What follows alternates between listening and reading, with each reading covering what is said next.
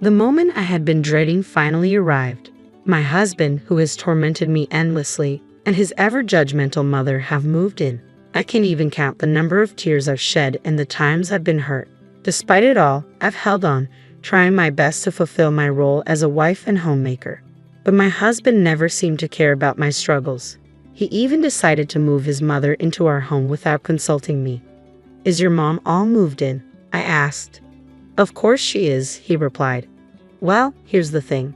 She's settled in, and in fact, I just finished moving back to my parents' home." "Wait, what? Your parents' place?" His voice over the phone was tinged with panic. I could tell he hadn't seen this coming.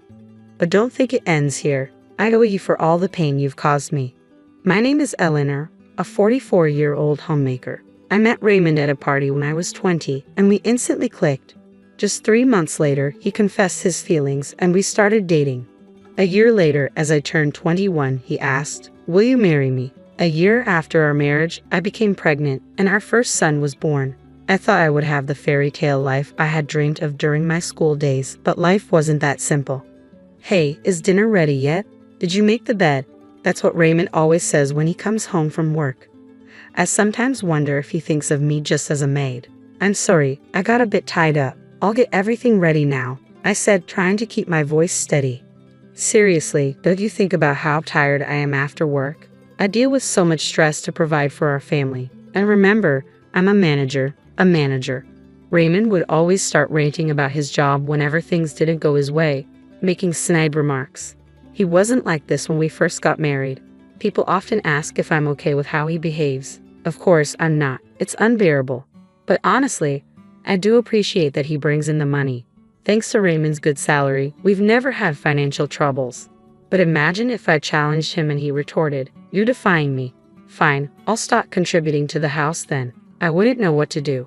So even if he says a bit much sometimes, I try to tolerate it, though I wish I could say it was always easy. But with the way Raymond's been acting lately, even that tolerance is strained. Like the other day, he ranted, "Why aren't the clothes dry? You didn't even use the dryer, did you? I told you before I like my clothes feeling cozy. They need to be fluffy from the dryer." I had a lot on my plate with shopping and chores, so I didn't get to the dryer. That's not the point. I work hard every day, but what about you? Aren't you a homemaker? Shouldn't you have time for at least this? Raymond never does household chores. He believes that's the wife's job. Just because I'm a homemaker doesn't mean I always have free time. I wish he'd help out a little. It was the same story when our child was born. Always some excuse about being busy or tired from work. So I've done all the household and childcare duties by myself. But there's another source of stress. My mother-in-law. "Eleanor, did you clean this properly? And what are you planning for dinner tonight?" Surely not some takeaway. Whenever my mother-in-law visits, she's always like this. She constantly looks for my mistakes and never hesitates to criticize. Both mother and son act similarly. Like they say, the apple doesn't fall far from the tree. And today she started again. "Eleanor, how many times have I told you to clean the house every day to make it comfortable for my son? Why don't you? Are you ignoring my advice on purpose? This is why I was against my son marrying someone like you. You can't even manage the house properly. Just looking at you infuriates me." Constant criticism from Raymond and my mother-in-law. I endure it all with a smile. But there's one thing I just can't overlook, my mother-in-law's gambling habit. Whenever she has the chance, she's playing poker, slot machines, roulette, or craps. She just loves to gamble and spends all her money in the blink of an eye. Worse still, she laughs about it, and Raymond just laughs along with her. Hold on a second. Whose money do you think you're using? The money my mother-in-law spends on gambling comes from our household savings. I've brought this up to Raymond multiple times, but he just brushes it off. "Hey, could you tell Mom? I mean, I could tell her, but if I do, I think she'd be really shocked. Plus, I'm so busy with work." I don't think I can discuss it calmly. He always comes up with these excuses and never asks. So I decide to convey Raymond's message to my mother-in-law for him. "Why can't a mother use the money her son earns?" "He told me I can use as much as I want," she retorted, thinking that Raymond would back me up. I say Raymond feels the same way. "Could you please stop using our household savings without asking?" "Right, honey." But Raymond interjects, "What are you talking about? The household savings are for all three of us, excluding only Mom." Is she wrong? Sorry, Mom. Don't listen to her, she's lying. You can use the money as you always have. This is how Raymond always changes his story depending on who he's talking to. Moreover, he started blaming me for my mother-in-law's gambling habits, saying they worsened after we got married 3 months ago. That's just not true. Even before our marriage, my mother-in-law was gambling frequently. Whenever I went shopping, I'd see her coming out of the local poker club. But when I bring this up to Raymond, he accuses me of lying and then ignores the issue. He'll never see his mother's true colors. These remarks keep coming, and I'm getting fed up. Oh, look at the time. I should get going. Wait, Mom, you didn't forget about our plan, right? How are the preparations? Yes, they're well underway. What plan? What are these two up to? I'm taken aback by Raymond's sudden question and try to figure out their scheme. With that, my mother-in-law, humming a tune, leaves in high spirits. At last, she's gone. I think to myself. I look over, and Raymond is grinning from ear to ear, waving until his mother's out of sight. A week later, I finally understood the meaning behind Raymond's words about preparations. Have a good day, I say, but there's only a slam as usual. Raymond leaves for work without responding to my farewell. While most couples would greet each other with smiles, that warmth is long gone between us. I gaze out the window and see a neighboring family looking so happy as they walk by. I remember the days when my son and I used to go for walks just like that. Lost in my thoughts in the morning, the doorbell rings. Yes, who is it? Oh, it's you, mother-in-law. Wait, where's Raymond? I wasn't expecting her to show up today, especially not this early in the morning. Oh, something came up at his work, so he had to go in unexpectedly. I see. Why on earth is she here? She's not expecting to have breakfast with me, is she? No way she would think of doing that, or would she? A flurry of thoughts about my mother-in-law raced through my mind. Then she says, "Why are you standing there looking so blank? Get things ready." Ready for what? I haven't eaten anything since this morning. I'm hungry, so make me breakfast. And make sure this doesn't happen again. What does she mean by "from now on"? The words "get ready" that Raymond mentioned earlier and mother-in-law's "from now on" phrase make me uneasy for some reason. I had a terrible feeling about this, feeling anxious about their comments. Mother-in-law pressures me to make breakfast. I apologize and start preparing the meal. Meanwhile, mother-in-law observes me, not even blinking. It feels more like monitoring than observing. Maybe it's hard to do under her piercing gaze. Silently and earnestly, I prepare the breakfast. Suddenly, mother-in-law says, "It's pitiful to think my son eats this poorly presented food every day. It looks terrible and probably tastes just as bad. I'd love to know how you managed to cook so poorly." She ridicules me, mockingly laughing and complaining. Why do I have to hear this first thing in the morning? What was supposed to be a pleasant morning feels as if it had turned into a downpour. Sorry for the wait, it took you long enough. How much time do you need for a meal like this? Maybe you should attend a cooking class, then you might be able to cook something decent. Even then, it'd be like getting a D instead of an F. Having a meal along with my mother-in-law for the first time, seeing her stern face while eating, I lost my appetite, and the meal I put so much effort into tasted bland. Suddenly, my mother-in-law sat down her fork, stating, "I don't even feel like eating this. Clear it away." I'm sorry, I just can't take this anymore. I wish she'd leave sooner. But little did I know, my wish would be shattered in no time. Ring, ring. Excuse me for a moment. Hey, Mom's there, right? Let me talk to her, Raymond requested, handing the phone to my mother-in-law. After Raymond's request, she exclaimed, "You told me we'd discuss that matter, making me come over so early. Now you say you're at work. What's going on?" "Sorry, something came up. I'll be back before noon. Just relax till then." Hurry up.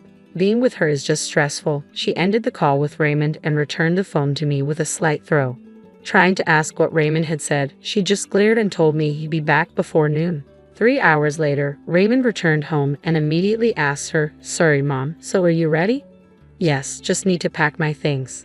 Before I could process it, Raymond dropped a bombshell. "From now on, Mom will live here too." What? It was a shock. I always thought it would be just the two of us living here, but now my mother-in-law will be moving in. The mere thought of my mother-in-law coming here terrifies me. Living a life constantly getting snide remarks from Raymond and my mother-in-law every day, I just can't bear the thought of it. "Mom, I'll help you move on my next day off." "That would be helpful, but don't bring her along. We don't need someone useless." "Don't worry, it'll just be me."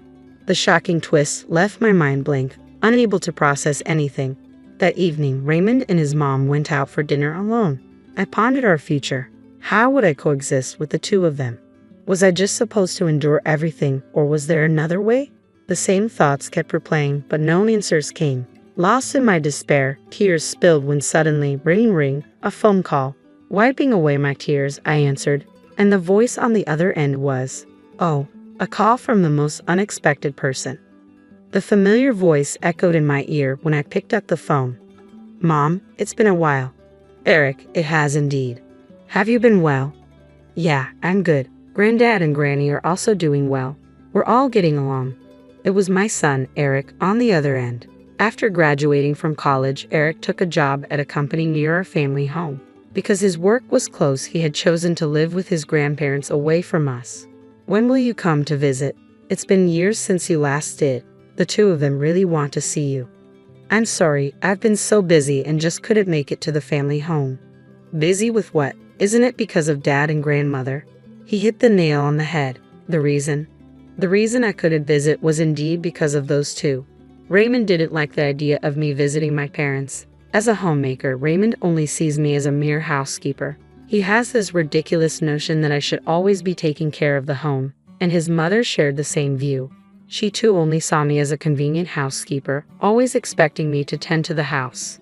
So I felt trapped, unable to leave and just living within the confines of our home. It felt like I was a bird caged up. Eric knew this. He once visited this house and remembered the words Raymond and mother-in-law had hurled at me. Aren't you a homemaker? Then you need to do your household duties properly.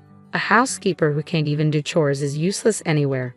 Be grateful you're even needed here by us. It was then that Eric first realized the treatment I was getting from the two of them. I thought as much. I'm sorry for making you worry. Listen, Mom, I have an idea. Then Eric suggested something unexpected. It was something I hadn't ever considered. Really? Are you serious? Of course. It's to help you, Mom. While it might seem obvious, Eric's words became the lifeline I needed for my hellish life. From the next day, while Raymond was at work, I started implementing what Eric had told me to do, being cautious not to let Raymond notice and always vigilant for the often unexpectedly appearing mother-in-law. There were a few close calls. Hey, have you been up to something lately? Why do you ask? Mom mentioned it. She said you've been acting differently. You're not cheating on me, are you? Last time, Raymond's ridiculous misunderstanding saved me, but I can't underestimate my mother-in-law. She's sharp. I need to be more careful and not let my guard down around her. Still, it's clear that Raymond doesn't really care about me. Well, that's fine. It actually makes things easier for me. In fact, it's a relief. I can't wait to see how they'll react to what comes next. Ring ring. Mom, how far along are you with the preparations? I've got everything ready and I've made a lot of progress. Now we just wait for the day. Speaking of which, do you know when Grandmother is moving in? She's moving in the day after tomorrow. I overheard them talking about it when they were in a good mood. I have to make sure they pay for everything they've done to me. The climax is approaching. The morning my mother-in-law is set to arrive. Don't slack off just because I'm not around. Also, help Mom with the luggage when she gets here and keep the house clean. Mom said she won't forgive even a speck of dust. I understand. After seeing Raymond off, I start the final preparations. Then the doorbell rings. Good morning, Mom. Eric, I'm sorry, but can you help me? Of course, let's get this done quickly before Grandmother arrives. With Eric's help, we finalize everything, and 30 minutes later, we're ready. All right, let's go. I hop into Eric's car, and we head to a certain place. Ring, ring. Hello, the moment has arrived. Raymond and mother-in-law have tormented me endlessly. I don't even know how many tears I've shed or how much pain I've endured. Yet I've persisted, trying my best as a homemaker. But Raymond never seemed to care about my struggles, and he decided to move in with his mother without discussing it with me. Is Mom all settled in? Of course she is. But guess what? Yes, she's all settled. And I've just finished moving back to my parents' home. What? Back to your parents? Raymond's panic was evident even over the phone. But that's not the end of it. He's got a lot coming his way. I delivered the final blow to Raymond today, the day we get divorced.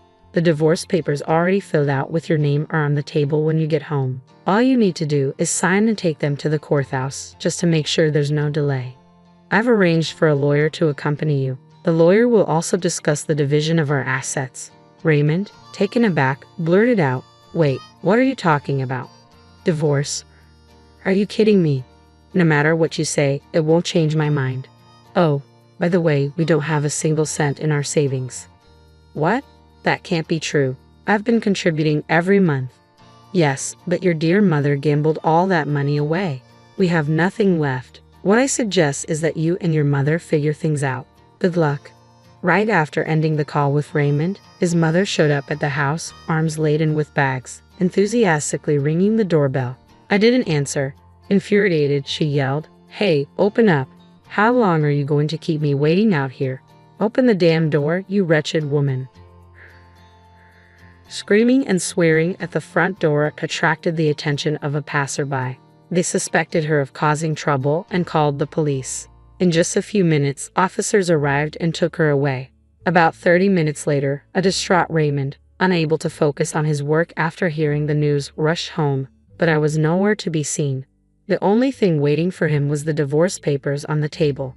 The sight left him completely speechless, and he just sat down, devastated. 2 hours later, the lawyer arrived and accompanied a despondent Raymond to the courthouse to submit the divorce papers. At last, our divorce was finalized. The next day, after being released from police custody, Raymond's mother came home only to find her son deeply affected by the shock of the divorce. Although Raymond had planned to live with her, the trauma of the divorce made him take a leave from work, and a month later, he resigned. With no income, he had to sell the new house they had just built. They managed to get by with the money from the sale, but his gambling-addicted mother depleted it all. Rumor has it they now live like homeless people in a nearby park. After the divorce, I began to live peacefully at my parents' house. The money from the sale of the house came to me as well. With that money, I commented, "This place is lovely." Yeah, it's a popular resort hotel these days. I was on vacation with my family, finally free from the nightmare. I could live my life on my own terms. That joy is unparalleled. My name's Anna. I work as an economist for a big firm in the city. Numbers have always been my thing, but personal equations? Those I figured out the hard way. Life was on a predictable track until Mom got sick. It was just her and me after Dad passed away when I was a teenager. She was more than just a mom, she was my rock. When she got diagnosed with a condition that needed full-time care, I did the only thing that made sense. I sold her cozy house and moved her into a top-notch nursing home. The kind of place with gardens, 24-hour care, and even a piano in the lounge where she used to play her favorite tunes. It cost a fortune, but seeing her smile, playing those keys like she was young again, made every penny worth it. I remember one evening, after a long day of crunching numbers and balancing budgets, my boss, Lucy, dragged me to this party. Lucy's the head honcho at our firm, and despite her tough exterior, she's been my pillar through thick and thin. "Come on, Anna, you need to let your hair down every once in a while," she had said, her arm slung over my shoulder as we walked into the loud, crowded room. I was fumbling with my purse when I bumped into him, Ethan. He was all charm, from his crooked smile to his sparkly eyes. "Sorry, didn't see you there," he chuckled, handing me back my purse, which had landed at his feet. "It's all right, happens to the best of us," I replied, trying not to get lost in his deep blue eyes. As the evening rolled on, it turned out Ethan was the friend of a friend, and we got talking about everything from work to our favorite old movies. Turns out we both had a soft spot for old-school jazz and spaghetti westerns. Lucy and I both took a liking to him, but it was clear Ethan had eyes only for me. Lucy noticed, but she was cool about it. After he asked me out, she pulled me aside, her drink in hand. "He's cute, but if he messes with you, I'll kick his ass," she half-joked in her usual no-nonsense manner. Ethan and I started dating soon after. It was all dinners, long walks, and nights spent talking about everything under the stars. He was different, kind, attentive, and he made me laugh. God, did I laugh during those first few months. Lucy stayed my rock, supporting me through my mom's worsening health, and my whirlwind romance with Ethan. When Ethan proposed, it was Lucy who helped me pick the dress, set up the venue, and even calmed my nerves right before I walked down the aisle. Married life kicked off like a dream. We'd wake up late on weekends, brew strong coffee, and talk about our future. And like any newlywed couple, we had our hearts set on finding the perfect nest, our own little corner in this big, bustling city. We spent countless Sundays driving around, peering at for sale signs, and dragging ourselves through endless open houses. The thrill of the hunt was real, but so was the sticker shock. I still remember Ethan's face the first time we looked at a house within our budget. $300,000 for this? Are they out of their minds? He blurted out as we toured a particularly cramped two-bedroom that looked more like a rundown shack than a cozy love nest. Maybe we're rushing into this. We could save up a bit more, give it another year or two. His words made sense, and honestly, the pressure to find a house right away was eating at me too. Yeah, maybe you're right. No need to rush. We've got plenty of time, I agreed, squeezing his hand. So, we put the house hunt on pause. It seemed like the sensible thing to do, and life went on. But things shifted when my mom passed. It was sudden, a call in the middle of the night that left me scrambling to get to her side, only to arrive too late. Losing her was like losing my anchor, and in the weeks that followed, I walked around in a daze. Ethan was there, though, holding me at night while I cried, making sure I ate something, even if it was just toast. One evening, as I was sorting through some of Mom's papers, I found documents from the nursing home about the remaining funds. It was a hefty sum, parked quietly in a savings account, around $200,000. I hadn't thought about it much, with everything going on. Ethan was in the kitchen when I told him. His reaction was, off. Wow, that's a lot of money, babe. You know, that could buy us a house outright. No more mortgage worries, he said, a little too quickly, his eyes not quite meeting mine. I remember frowning, feeling a twinge in my gut. Yeah, maybe, I muttered, folding up the paper. But let's think about it, okay? It's all pretty fresh. Sure, he replied, but there was a note in his voice that I couldn't place. Something that made me watch him a little more closely as he turned back to chopping vegetables, his knife tapping rhythmically against the cutting board. After what felt like an eternity of house hunting and countless discussions, Ethan and I finally bought our dream home. We settled on a charming little place not too far from the city center, but still with enough backyard space for maybe a dog or two down the line. We did it, babe, I said to Ethan as we stood in our new living room, boxes stacked around us waiting to be unpacked. Yeah, we did, he smiled, wrapping his arms around me. This is all ours. The house quickly turned into a project of love. We painted, decorated, and turned it into a home. Our weekends were filled with trips to furniture stores and discussions over coffee about which curtains matched the living room decor better. It was exhausting, but thrilling. A couple of months into our new homeowner bliss, Ethan suggested we visit his mom for dinner. It's been a while, and she keeps asking about the house, he said one morning, looking up from his phone. I had only met his mom a few times. She lived on the outskirts of a small village, surrounded by forests and fields. Her house, much like her lifestyle, was quaint but cluttered with jars of herbs and tinctures. She was a firm believer in natural remedies and often boasted about curing a cold with nothing but a special tea or a concoction of her own making. When we arrived, the aroma of something herbal wafted through the air. Ethan's mom, Martha, greeted us warmly but looked a bit pale.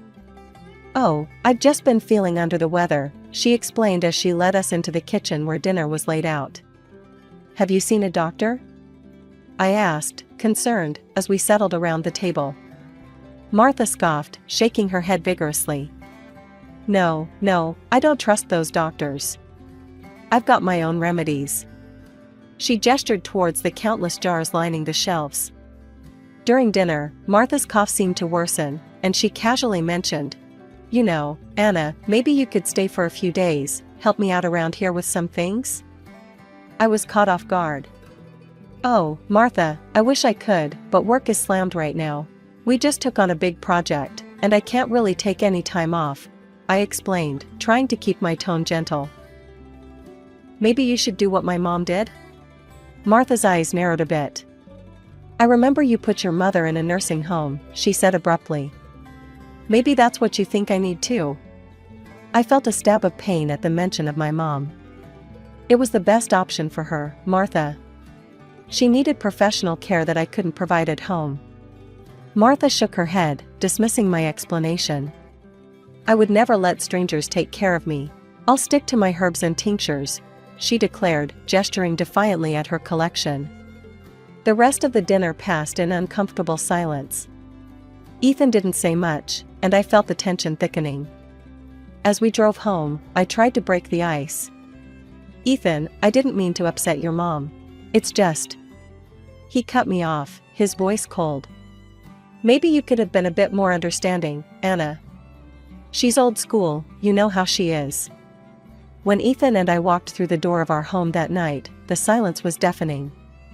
The drive had been icy cold, the kind of silence that weighs down every word before it can be spoken. We both knew something had shifted, and not for the better.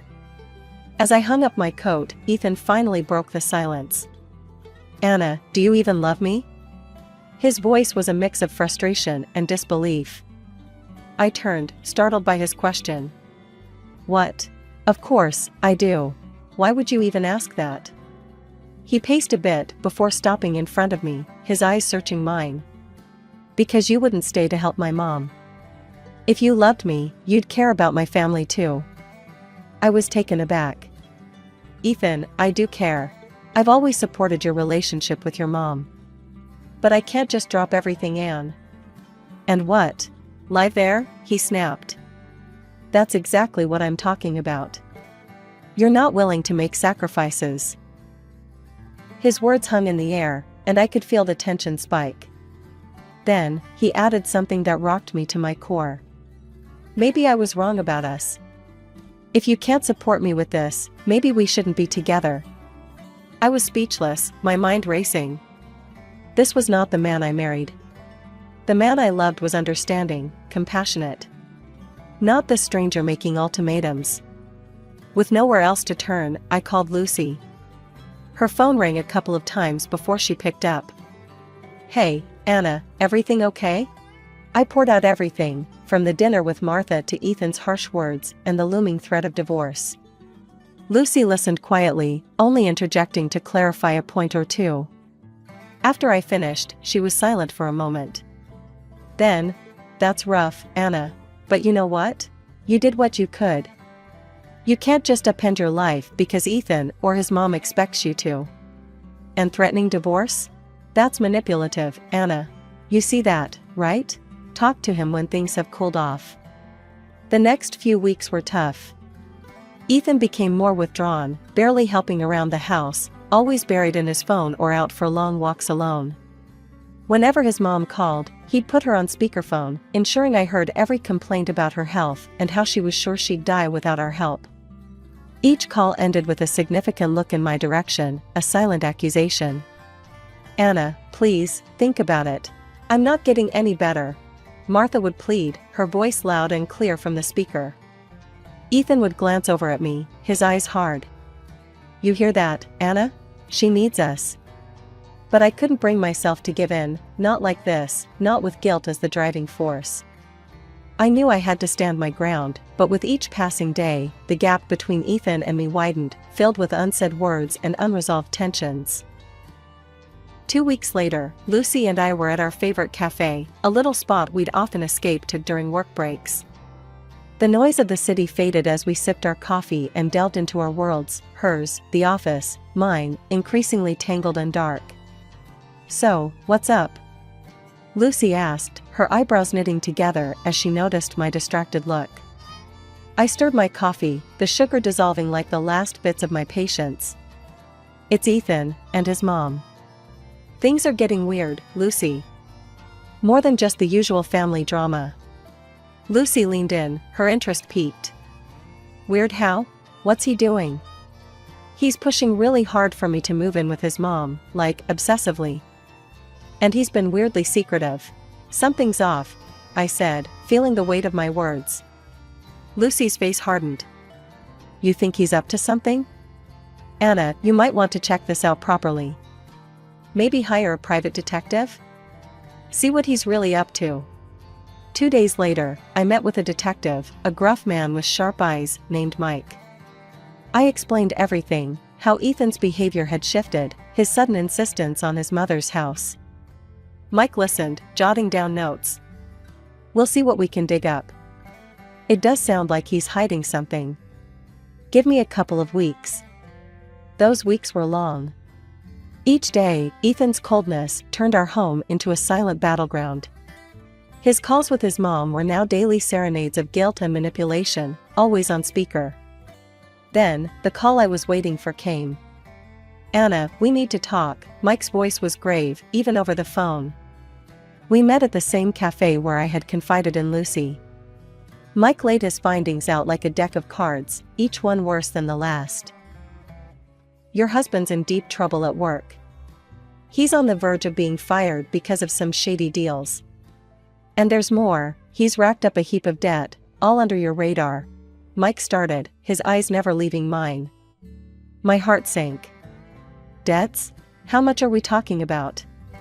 "Enough that he's desperate. He's taken out loans against his future earnings, maxed out credit cards, the works. But here's the kicker." Mike paused, sliding a recording device across the table. I stared at it, my hands trembling as I pressed play. Ethan's voice filled the cafe, mingled with his mother's croaky whispers. "Once Anna moves in here and I get her to transfer her assets, we can handle everything. Her money will cover it all." Ethan's voice was cold, calculated. I stopped the recording, nausea rolling in my stomach. Betrayal wasn't a strong enough word for this. Mike's next words were a blur as he advised me to get legal protection. "See a lawyer, lock down your accounts. Fast." The next day, I met with a lawyer, a no-nonsense woman named Janet who specialized in family law. "We'll start by securing your accounts. Then, we'll discuss your options regarding your marriage." As I left her office, a plan forming, I felt a strange mix of relief and devastation. Relief that I was taking steps to protect myself, and devastation that the man I loved, the man I had married, was a stranger. It was a week of sleepless nights and distracted days at work. The phone rang, startling me from a report I'd been staring at for far too long. It was Lucy. Her voice was urgent. "Anna, can you come to my office? Now. We need to talk." A chill ran down my spine. "Sure, I'll be right there," I replied, my mind racing with possibilities. Lucy's tone had been serious, more than usual. I made my way to her office, my stomach tightening with every step. As soon as I walked in, Lucy shut the door and gestured for me to sit. She looked grave, her usual playful demeanor gone. "Anna, there's something you need to hear," she began, her voice low. "Ethan has been calling me. A lot. He's been making advances. He told me he made a mistake, that he should have chosen me, not you." My heart pounded painfully. "What? Lucy, what are you talking about?" She held up her hand, stopping my barrage of questions. "I recorded one of our conversations. You need to hear this yourself." She pulled out her phone, found a file, and pressed play. Ethan's voice filled the room, smooth and conniving. "Lucy, you know I've always liked you. If only I'd made the right choice back then. But it's not too late. We could fix that." My breath hitched as I listened, each word a dagger.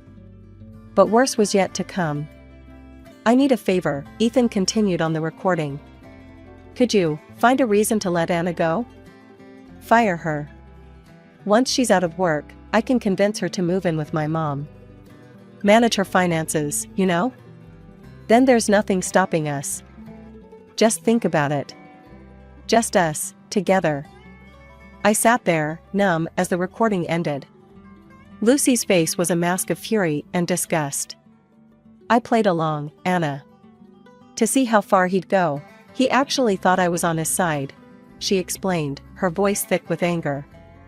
"Why would he want me to move in with his mom so badly?" I managed to ask, my voice barely a whisper. Lucy shrugged, her lips pressed into a thin line. "I don't know, Anna, but it's clear he's planning something sinister. You've got to be careful. Find out what he's really up to." I nodded, my mind a whirlwind of hurt and confusion. I will. I just need to think about how to handle this. Whatever you need, I'm here for you. We'll figure this out together, Lucy said, her hand reaching across the desk to squeeze mine. I left her office with a heavy heart. Ethan's betrayal was deeper and more twisted than I could have imagined. All this time, his plans, his deception, it was overwhelming. That evening, as I sat across from Ethan at dinner, watching him pretend like nothing was amiss, I felt like I was seeing him for the first time.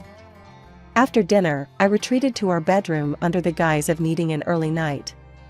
Instead, I lay there, staring at the ceiling, plotting my next move.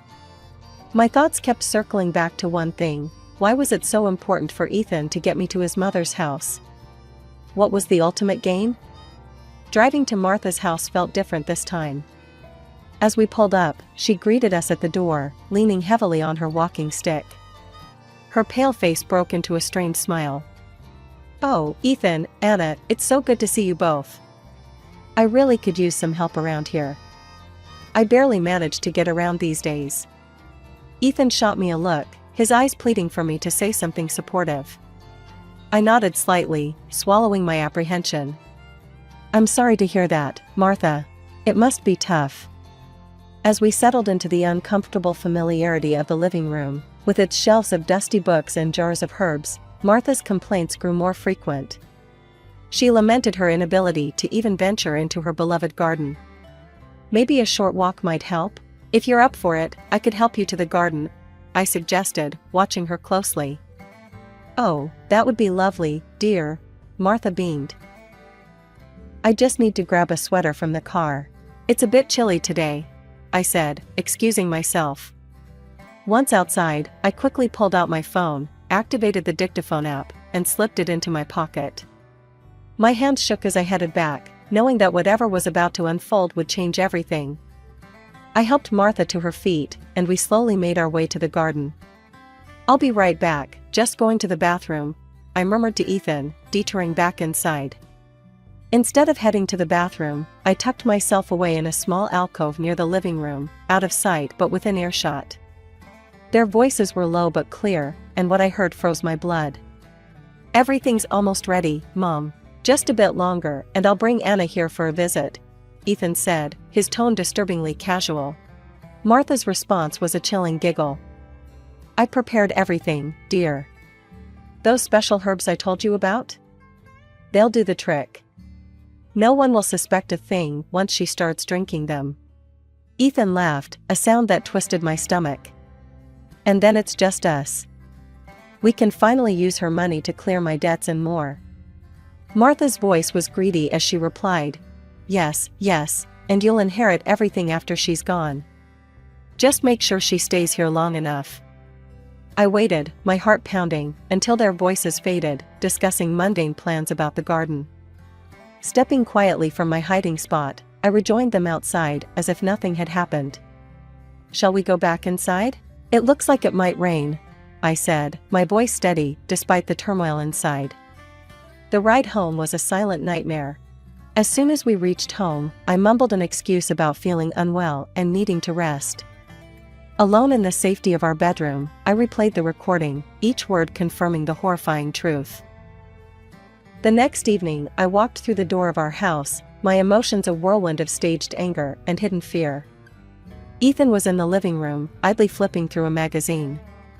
Slamming my bag onto the sofa, I let out a controlled breath to simulate distress. "Can you believe it, Ethan? Lucy just fired me. No warning, nothing, just out of the blue." Ethan's head snapped up, his eyes widening, not with concern, but an unmistakable glint of satisfaction. "Fired? Well, that's unexpected. But, Anna, maybe it's for the best. Now there's nothing keeping you here. You can move in with my mom. You know she needs you." The raw shock I feigned masked my boiling anger. "Move in with your mom? Are you serious? After everything, that's what you suggest?" I shot back, my voice rising in controlled indignation. Ethan stood, his expression hardening as he approached me. "Yes, I am serious. If you cared at all, you'd do this." And if you won't, maybe we shouldn't be together.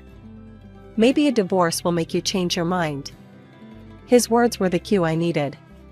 With a grim smile, I pulled out the divorce papers from my bag, their crisp edges a symbol of my newfound resolve.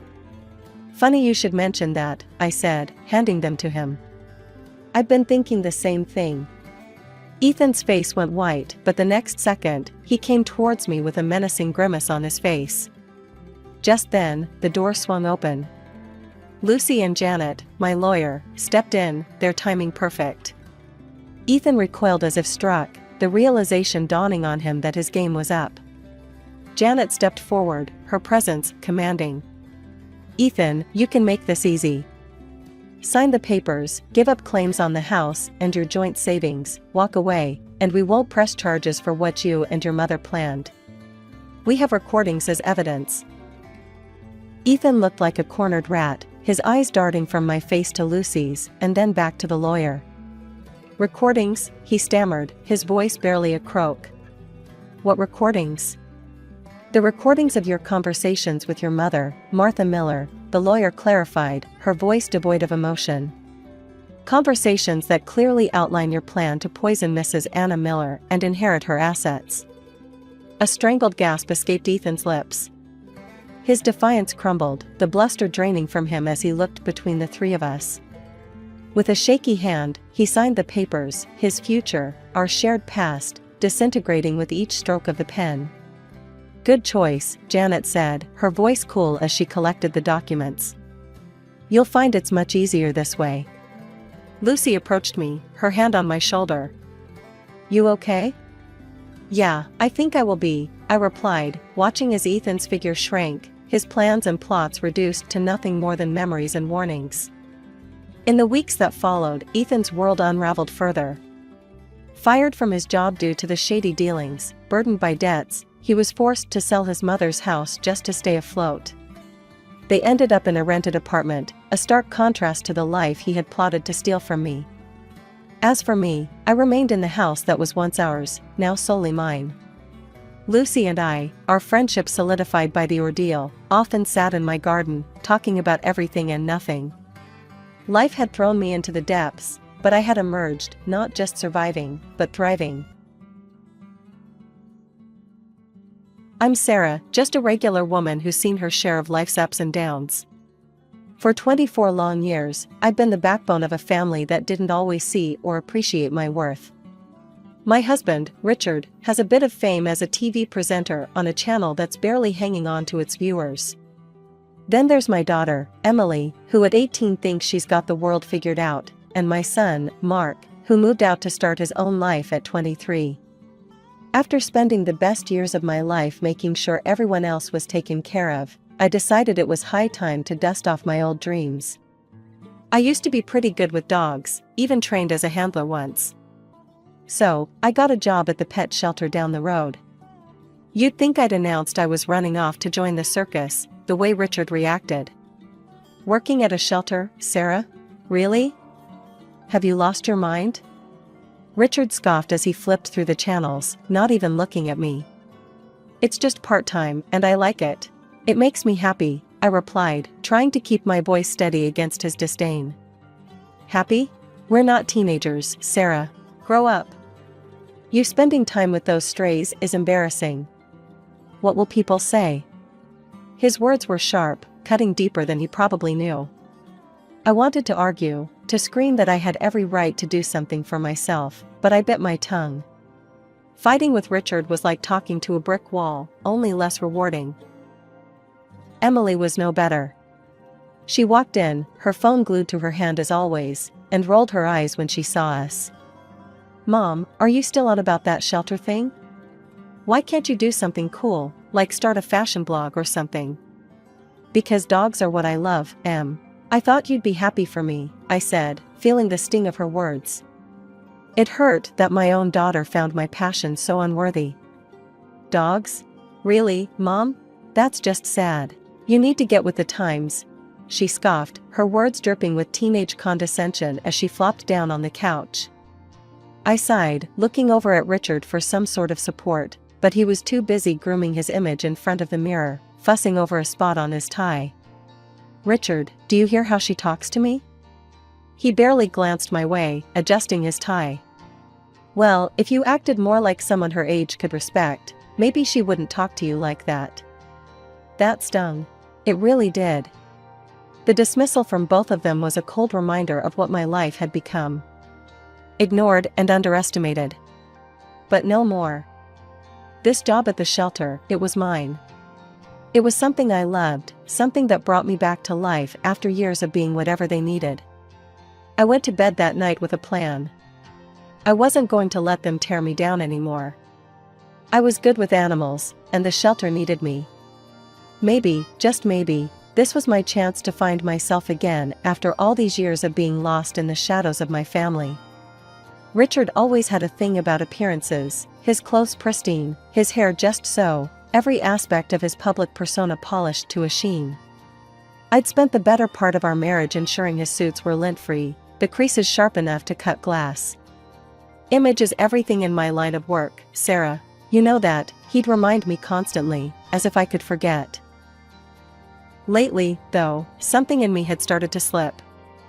I was forgetting things, simple things, like the exact way he liked his coffee or the time of his next broadcast. "You're not getting any younger," he'd joke, but the barb was always there, hidden under his chuckle. This particular evening, tension hung over dinner like a storm cloud. Emily, ever the echo of her father, was busy texting under the table, barely touching her food. I served Richard his coffee, my hands shaky from the day's stress. "Sarah, where's the cardamom? Didn't I ask for it? Can't you do one thing right?" His voice was sharp, each word a needle prick to my already deflating spirit. I thought I added it. "Let me fix that," I muttered, fumbling through the spice cabinet while he tapped his foot impatiently. Watching me, Richard let out a heavy sigh. "It's like you're not even here anymore. You're just so scattered." The bag of cardamom slipped from my fingers, scattering seeds across the tile. "Oh, damn it!" I exclaimed, more to myself than to him. Richard rolled his eyes, and Emily let out a snort of laughter from the table. "Mom's losing it, Dad. Seriously, she can't even handle spices," she jeered, her voice dripping with disdain. "I'm sorry, okay? I'm trying," I said, my voice low, the embarrassment burning my cheeks. Richard's frown deepened. "Trying? No, you're failing, Sarah. This isn't just about cardamom or coffee. You're not yourself. You need to see someone, get checked out. I can't have you falling apart on me."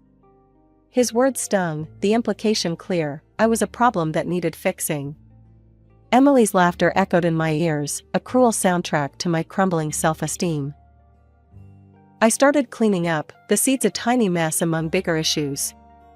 "Maybe I should see a doctor," I whispered, not sure if I was speaking to Richard or trying to convince myself. "Maybe you should," he agreed quickly, a little too quickly, as if the idea pleased him. The rest of dinner passed in a blur.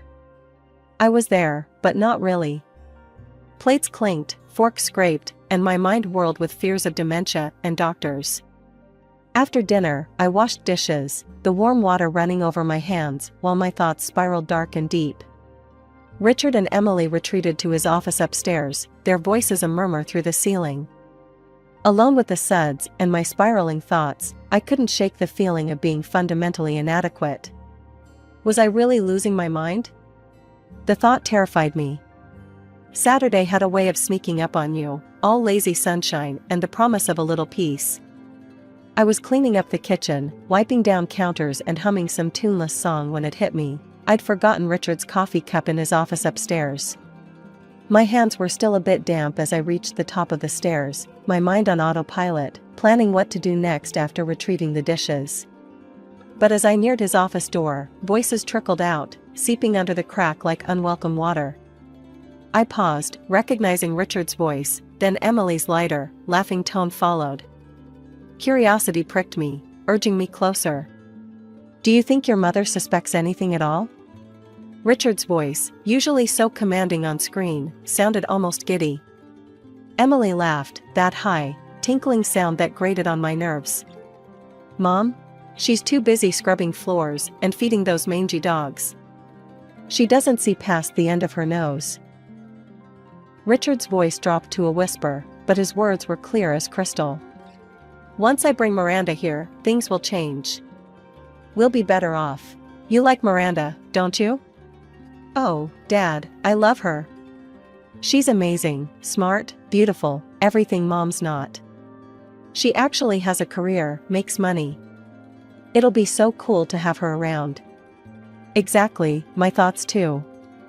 And once your mother is out of the way, we can live as we want.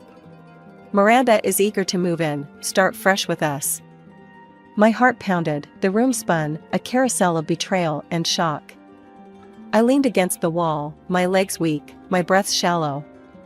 This wasn't a conversation, it was a conspiracy. My family wasn't just slipping away from me, they were sprinting. I stumbled back downstairs, my mind racing, terror and disbelief jockeying for position. By the time I reached the living room, my legs gave out, and I collapsed onto the sofa, my breaths coming in jagged pulls. I must have looked a sight because when Emily came down later, her brow furrowed slightly, a crack in her usual indifferent armor. "Mom, you okay? You look like you've seen a ghost." Her voice, tinged with faux concern, made my stomach churn. I couldn't confront her, not yet. I needed time, a plan. But what? "Just tired, honey.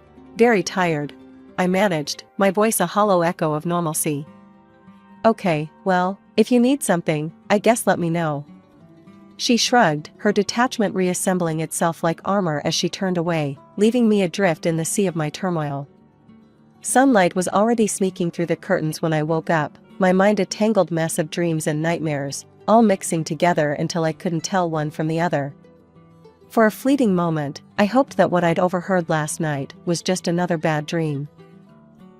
I shuffled into the kitchen, still in my nightgown, my thoughts as disheveled as my hair. Richard and Emily were already there, their morning routine in full swing as if our world hadn't just shifted on its axis. "Morning," I mumbled, reaching for the coffee pot. The strong aroma did nothing to clear the fog in my brain. "Good morning, Mom," Emily said, a little too cheerfully. Richard just nodded, his eyes glued to his phone. But then, their eyes met, and they shared a quick, secretive smile, a small, poisonous thing that didn't reach their eyes. That smile, it was like a slap, waking me up better than the strongest coffee ever could. They didn't know I'd seen it, but it was all the confirmation I needed that last night wasn't a figment of my imagination. "I'm heading to the shelter today. Lots to do," I announced, trying to keep my voice steady. They barely acknowledged it, just nods and mumbles, their minds obviously elsewhere. As soon as breakfast was over, I made my way to the little cafe down the street where I'd agreed to meet Mark. The whole walk there, my heart was pounding so loud I could barely hear the morning bustle around me. Mark was already there when I arrived, his face lighting up in a smile when he saw me. "Mom, are you okay? You look, I don't know, upset?" I forced a smile, but as I sat down, the facade crumbled. "Mark, I need to tell you something important," I started, my voice a shaky whisper.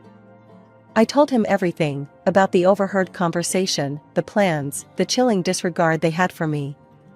Mark listened, his face hardening with every word. "Mom, are you sure you heard right? Maybe it was out of context?" I nodded, tears spilling over, despite my best efforts to keep them in check. "No, it was clear. They want me gone, Mark. What am I going to do?" He reached across the table, taking my hands in his. Okay, let's not panic. We'll sort this out. I'll call Dave's dad, he's a private detective.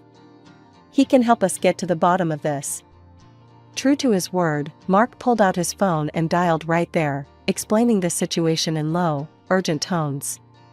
Within minutes, he'd arranged for us to meet the detective. We went to the detective's office, a cramped little space filled with files and the faint smell of old coffee. The detective, a grizzled man with sharp eyes, listened to my story without interrupting. When I finished, he leaned back, steepling his fingers. "This is serious, Mrs. Thompson. If what you're saying is true, we need to act quickly but discreetly. I'll need some time to investigate, look into your husband's finances, his movements, check for any evidence of this woman he's involved with. Back home, I slipped back into my role, the doting wife and mother, my heart heavy, my smile forced. Richard and Emily were none the wiser, caught up in their own secretive world. Every look, every whisper between them felt like a knife twisting deeper, but I bore it silently, waiting for the day I could confront them with the truth, armed with more than just my broken heart. When the call came from the detective, my heart was pounding so hard I could barely hold the phone steady. "Mrs. Thompson, we need to talk. It's urgent," he said, his voice a low rumble of seriousness that sent shivers down my spine. I agreed to meet him immediately, and Mark, sensing the gravity, decided to come along. We met at a nondescript coffee shop, a place where conversations could disappear into the hum of daily grind. The detective looked graver than the last time we'd seen him, his eyes sharp and assessing as we sat down. "Mrs. Thompson, we've uncovered quite a bit," he began, flipping open a small notebook brimming with notes. "Your husband's psychologist, if we can even call her that without spitting, is more than just a therapist. She's his lover, and they've been seeing each other for over a year." The words stung, each one a lash against the already raw edges of my betrayal. Mark's hand found mine under the table, a lifeline in the storm. "They're planning to get married," the detective continued. "And they don't plan on leaving you with much." How could he do this?" I whispered, my voice barely a thread of sound. "That's not even the worst part," the detective said grimly. "They've been drugging you. The lady friend suggested it, to make you appear unstable. They're using a powerful sedative, adding it to your tea. This would explain any memory lapses or confusion you've experienced recently." A cold dread settled over me, a fog so dense it threatened to choke. My own home, my sanctuary had become a trap. "The plan is to have you declared mentally unfit. They've even roped in some crooked doctors who would testify to your instability for a price," he added, his voice a blend of anger and pity. I felt sick, the coffee shop spinning around me. "My daughter, does she know about this?" "Yes, she's involved." His confirmation was a bullet, straight through whatever shred of hope I had left that Emily was still my little girl. We left the meeting with a plan simmering between us. At home, Richard greeted me with a cup of my favorite tea, his smile too sweet, too venomous. I took the cup with a trembling hand, my heart pounding against my chest like it wanted out. "Here, love, I made it just how you like it," Richard said, watching me with eyes I no longer recognized. "Thank you," I murmured, my voice a mask of normalcy over the scream inside. I waited for him to turn back to his newspaper, then I quietly poured the tea into the plant next to my chair, watching the liquid disappear into the soil. For the next several weeks, I played the part of the forgetful wife perfectly. I'd misplace keys, forget names, stumble over words. Richard and Emily watched with poorly veiled triumph, not knowing that with each act, I was silently sealing their fate. Richard's birthday was looming like a storm on the horizon. He had taken it upon himself to organize a lavish party, claiming it was because he couldn't trust me, the woman who couldn't remember the simplest things. "You're staying at home, Sarah," he had said with a patronizing tone that morning. "It's for the best, you know, with your condition." I nodded, a meek, submissive smile plastered on my face, while rage and resolve warred within me. "Of course, Richard. I wouldn't want to ruin your big day." As soon as the door shut behind Richard and Emily, my act dropped. I was on the phone with Mark within seconds. "It's time," I said, my voice a mix of nerves and determination. "I'm on my way, Mom. We'll show them," he replied, his tone as steely as mine felt. Dressed inconspicuously, we drove to the venue. The restaurant was buzzing with Richard's colleagues, friends, and even his well-groomed mistress, all gathered to celebrate. We slipped in unnoticed, taking cover behind a large pillar, just as Richard grabbed the microphone. "Ladies and gentlemen, thank you for joining me on this special day," he began, his voice dripping with faux humility. "Sadly, Sarah couldn't make it tonight. She's not been herself lately," he sighed, the crowd murmuring their sympathy. But, on a brighter note, his smile widened. I've just been offered my own evening show on a major channel. It's a dream come true." The room erupted in applause, people clinking glasses as Richard basked in the adulation. That was our cue. I felt Mark's hand on my shoulder, squeezing gently. We moved toward the stage, my heart thumping in my chest like a drum. Just as the applause died down, we stepped into the light. Richard's face went from joyous to ashen in seconds, his eyes wide with shock.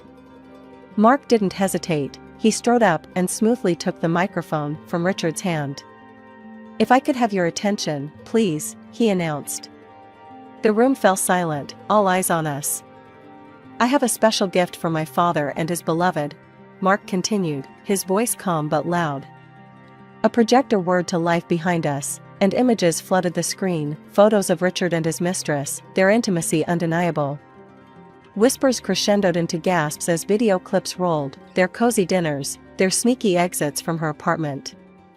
Then the audio played, clear and damning, discussions of drugging me, of bribing doctors, all to steal my place in this house, in this family. Richard and his mistress exchanged desperate looks, trapped by their own deceit. The crowd's murmurs grew louder, a mix of shock and anger vibrating through the air. I took the microphone from Mark, my hand steady, despite the turmoil around us. "I am not as ill as my husband hoped," I declared, my voice strong and clear. "This, what you see on this screen, I arranged for this gift, especially for his mistress." The scandal erupted right then and there, the mistress fleeing the room with Richard stumbling after her. As the room buzzed with the aftershock, one of Richard's relatives approached me. "I recorded everything, Sarah. It's all on video. I'll send it to you," he whispered, handing me his business card. After the explosive reveal at Richard's birthday bash, the fallout was immediate and merciless. The video of his betrayal and scheming went viral overnight, replayed on every gossip show and news outlet you could think of. Richard, who had always craved the spotlight, finally got his wish, though not in the way he had hoped. The backlash was swift. His once promising career on television crumbled, the network dropped him like a hot potato, citing moral clauses and public outrage. Meanwhile, I took steps to untangle myself from the man I once vowed to stand by. My lawyer was a godsend, a no-nonsense woman who cut through the legal jargon and helped me file for divorce. The evidence was overwhelming, and the court had no qualms in granting me not only the divorce, but also a hefty financial compensation from Richard and his mistress. The fact that they had drugged me made it a criminal matter, too, but my focus was on severing ties, not extending court battles. "Sarah, you've secured lifelong alimony, and the house is yours. They can't touch you financially anymore," my lawyer announced with a satisfied smirk when it was all over. The mistress, Miranda, a once respected psychologist, saw her career disintegrate. Her license was revoked following an investigation into her unethical behavior. The doctors she colluded with faced similar fates, their medical licenses stripped and reputations tarnished. With no career and mounting legal fees, Miranda sold her office and took out loans to fulfill the court's compensation orders. Last I heard, she and Richard were living together in a cramped apartment, struggling to make ends meet. Karma, as they say, can be quite the equalizer. During all this upheaval, my daughter Emily came to me, tears in her eyes, remorse finally breaking through her previously cold demeanor. "Mom, I'm so sorry. I was so wrong. Can I stay with you?" Her words stung, reopening wounds that had barely started to heal. "Emily, I love you. You're my daughter, and that will never change. But you chose to side with your father, knowing what he planned for me. I think it's time you learn what real consequences feel like." She moved out the next day, her belongings stuffed into too many bags, her shoulders slumped under the weight of her choices. Last I heard, she was living with Richard and Miranda, the atmosphere there as strained as one would expect. Richard tried to reach out once, a call I let go to voicemail. His message was a mix of self-pity and blame, a cocktail I no longer had the taste for. "Sarah, I hope we can talk. There are things I need to explain," the voice said, trailing off into a sigh. I deleted the message, the final note of his voice swept away with a single tap. After everything that went down, here I am, back in the world of dogs, my first love and passion. I'm not just working at the shelter anymore, I've started offering private dog training courses right here at home. My backyard has transformed into a haven for all things canine, agility equipment, training mats, and more toys than you can shake a stick at. Mom, this place looks amazing, Mark said on one of his frequent visits. He walked around with a proud smile as he watched me put a rowdy pup through its paces. Thanks, honey. It feels right, you know? Like I found my way back to where I was always meant to be, I replied, tossing a ball for an overly enthusiastic golden retriever. The scandal, though a nightmare at the time, strangely did wonders for my business. Clients started pouring in, some admittedly curious about the scandal, but they stayed for the results. I'll be honest, Sarah, I first heard about you from the news. One of my clients, a friendly woman with a stubborn dachshund, confessed during a session. But I saw how you handled Bella here, and I knew the news wasn't the real story. You're the real deal. I laughed, giving Bella an affectionate pat as she finally nailed the sit-stay command we'd been working on. I appreciate that. It's good to know my 15 minutes of fame brought me some genuinely nice clients. It's not all about dogs, though. Mark comes around a lot, helping me with the heavier tasks around the yard, his company a constant reminder of how much good there still is in my life. Mom, you ever think about how things turned out? You know, after everything? Mark asked one afternoon as we sat on the porch, watching the sun dip below the horizon. All the time, I admitted, sipping my tea. It was tough, really tough. But look at this, I'm happy, Mark. Really happy. I wouldn't change a thing. He nodded, a knowing grin spreading across his face. I'm proud of you, Mom. You turned a mess into a message. And he's right. I did. I get to spend my days doing what I love, surrounded by wagging tails and wet noses. The peace and contentment that fills my days now is something I used to dream about during those dark times. Hey, Mom, think you'll ever forgive him? Dad, I mean? Mark asked one evening, the question hanging in the air like smoke. I thought about it, really thought about it. I've moved on, but forgive? Not. And that's okay. I've learned that some things you just have to let be. That's the truth of it. I found strength I never knew I had, and a resilience that's seen me through the worst of storms. The days are long, filled with barks and laughs, and as I close the gate each evening, I look up at the stars, grateful for the quiet ending to another day filled with life. Let me tell you a bit about us. My name's Eleanor, and I've been married to Thomas for many years. We've got 2 kids, Ava, our oldest, and James, the youngest. Living with us, you'd see right away how different the air is between them. I was a stay-at-home mom, see, 'cause Thomas did all right by us, made enough so I could focus on the kids. Mom, where's my blue notebook? I swear I left it right here. Ava would shout down from her room, always losing things, but managing to keep her life more organized than a planner. Check under your bed. I'd yell back, knowing her room like the back of my hand. Ava, she was sharp as a tack, went off to college on a scholarship and never looked back. Didn't cost us a dime for her schooling. Now James, that boy was another story. Thomas, God bless him, loved that boy a bit too much. Favored him, you know? Always in his corner, even when he messed up, which was more often than not. James, you need to take life a bit more seriously, I remember telling him one evening at dinner. He just rolled his eyes, fork halfway to his mouth. Come on, Eleanor, the boy will find his way. He's young. Let him have some fun. Thomas chimed in, always the peacemaker. Mom, Dad's right. I'm just trying to figure things out, James would say, trying to sound calm, but I could hear the irritation there, clear as day. He was good at making you feel like you were the one seeing things wrong. Ava was different. When she moved out, got her job, and started her life, she never asked for a penny. Proud of her, I was. I made sure to budget, Mom. I don't want to be a bother. She'd tell me over the phone, and my heart would swell with pride. Meanwhile, James seemed to think our pockets were as deep as the ocean. "Hey, can I get some cash?" Going out with the guys, he'd drop casually, like he was talking about the weather. "It's not a bank, James." "What happened to the job hunt?"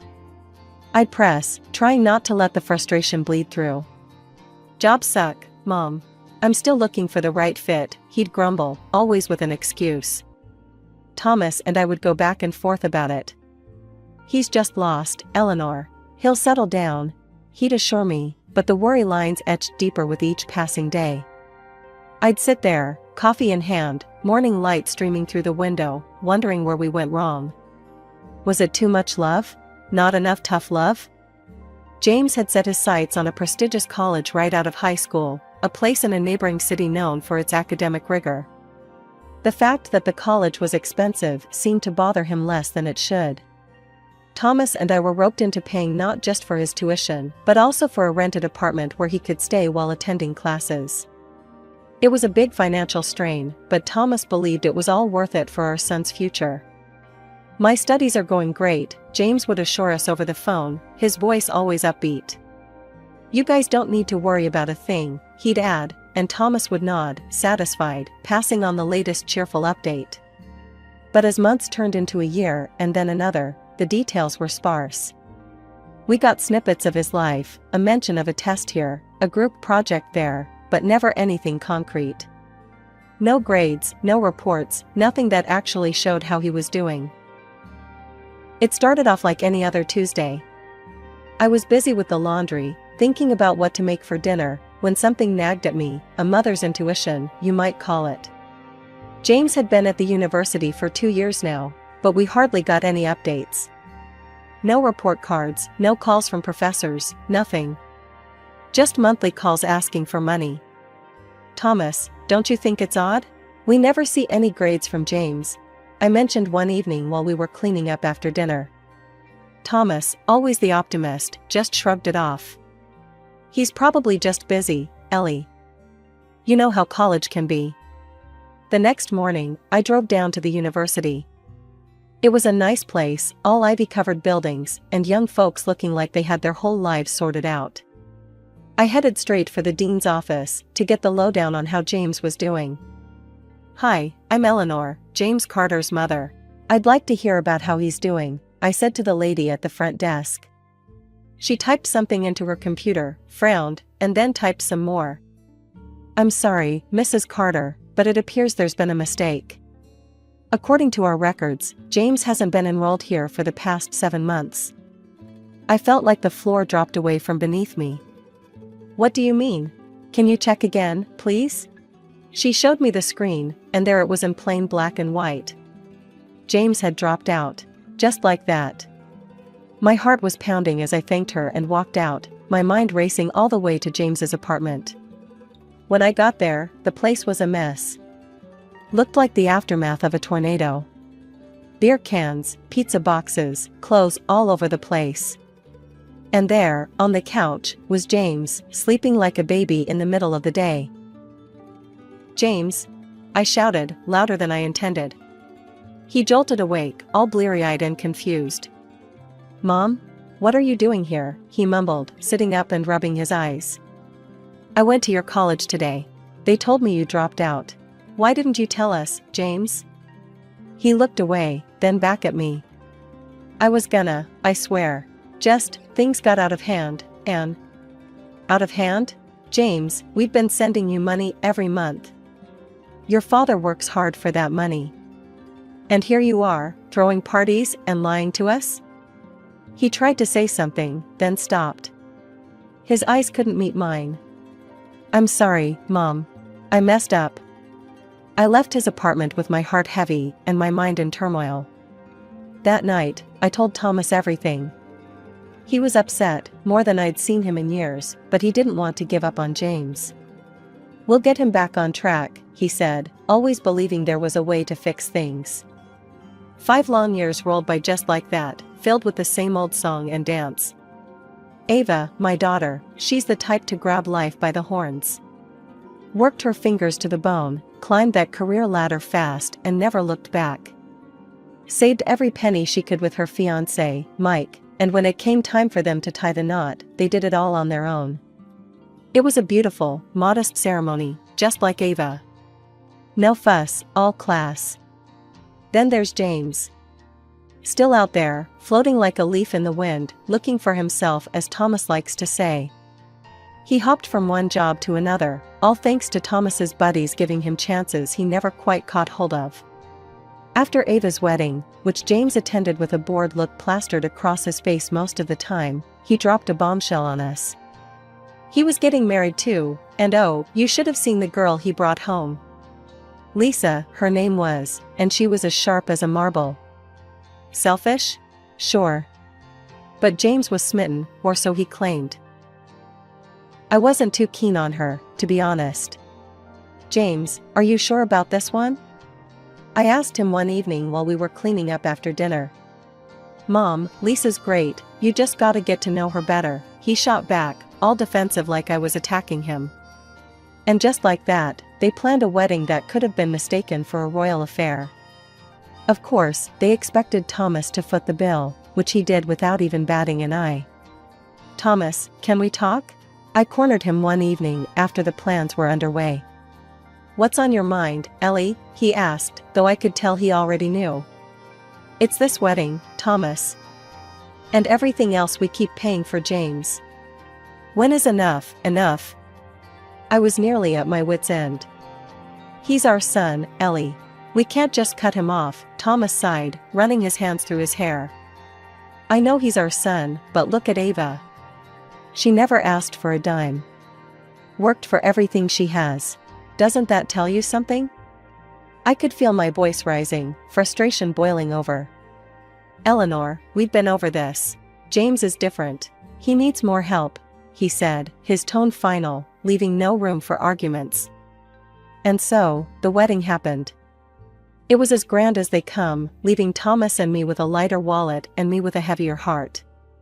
No sooner had the wedding bell stopped ringing than James was asking for more, this time an apartment and a monthly allowance to boot.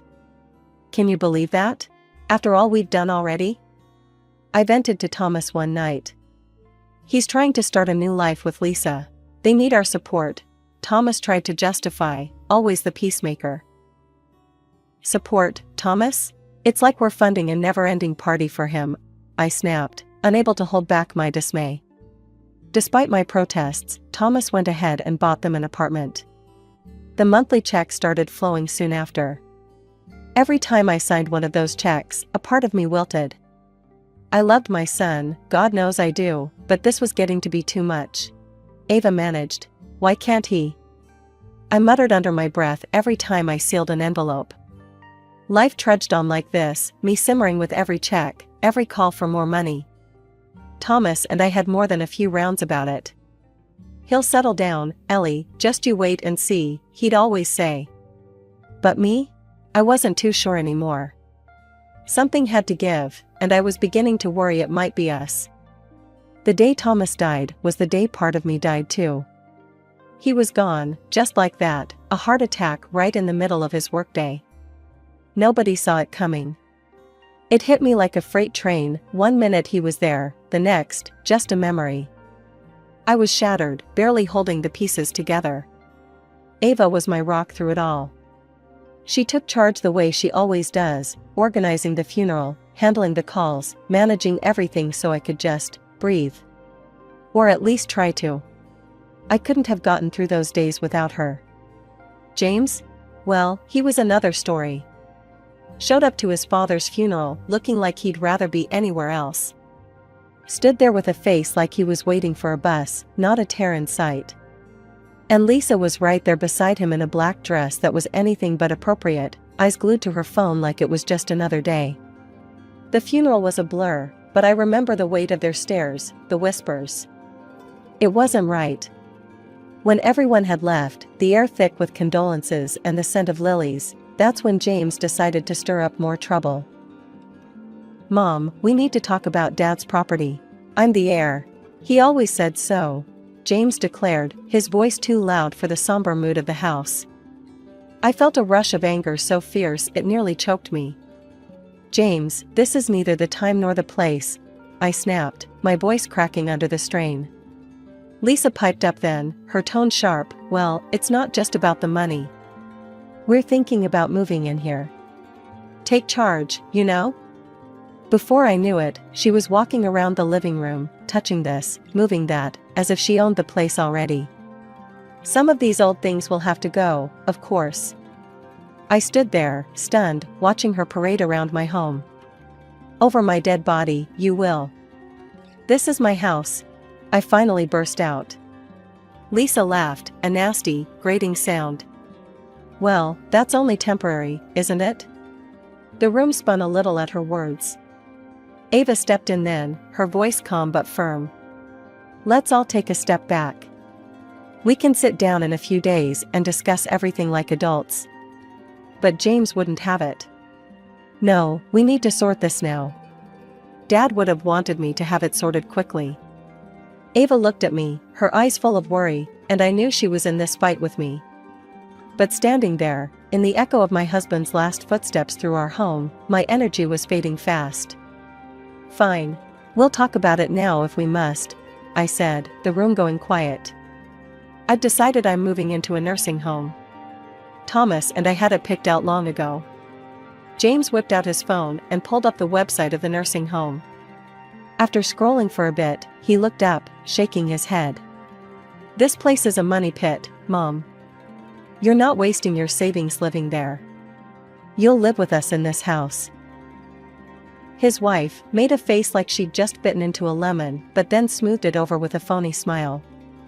Of course, you can stay with us. I mean, you'll help around with cooking and cleaning, right? The words stung, but before I could react, Ava leaned in close and whispered something in my ear. Her words were a quiet bombshell, one I couldn't believe at first.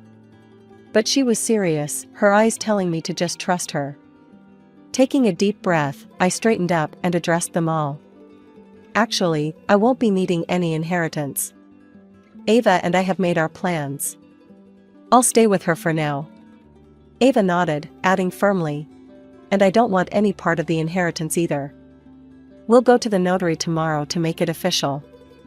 James and Lisa exchanged a quick, greedy glance before breaking into wide grins.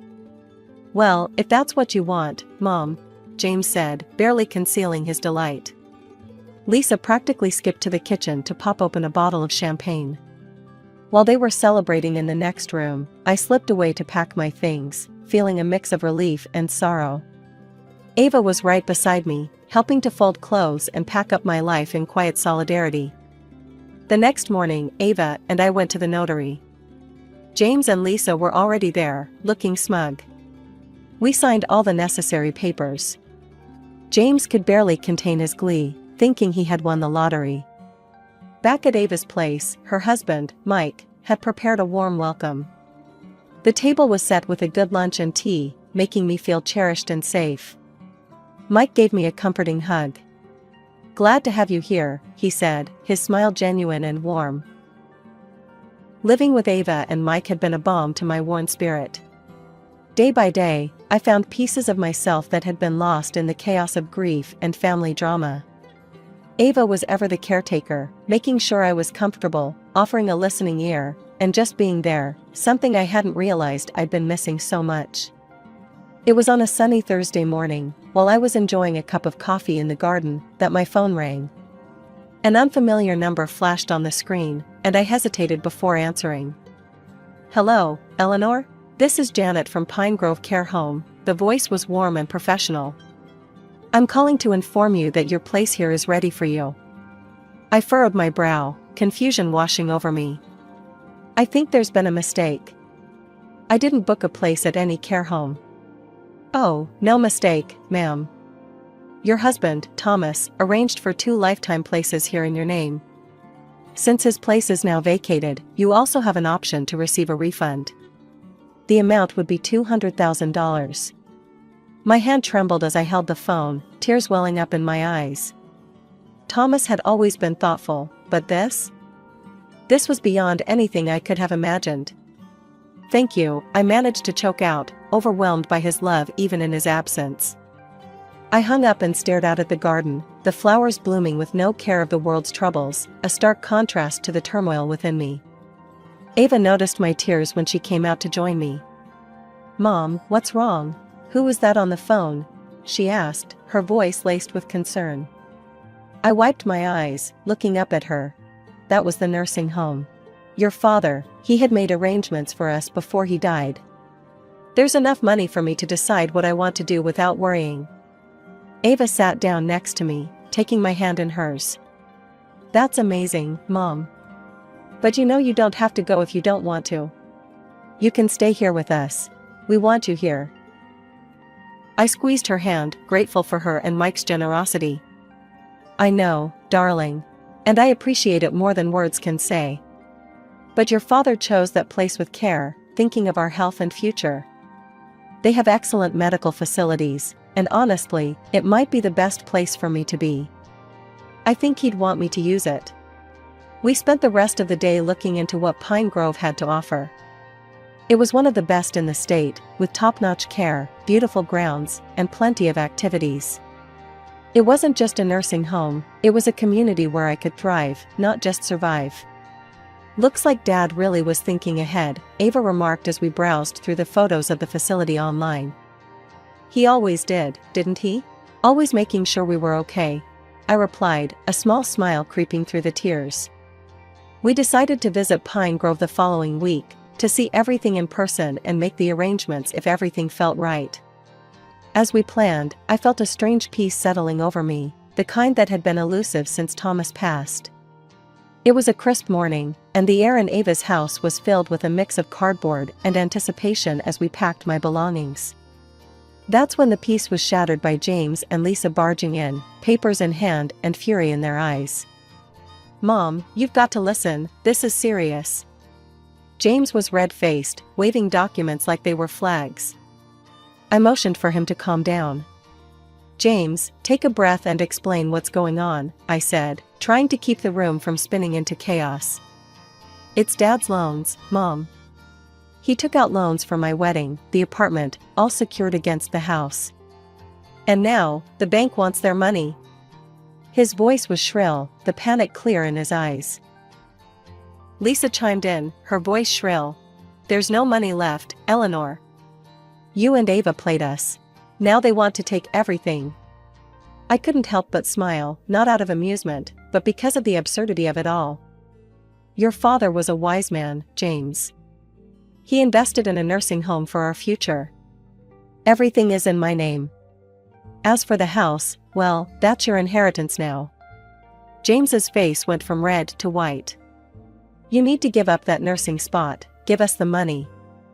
We need it to cover these debts." Lisa was nearly hysterical. "I took out loans for my surgery to look good for James. You owe us that money to help." Ava stood beside me, her demeanor calm but firm. "The debts aren't Mom's concern, James. She signed over the house to you. That was your choice."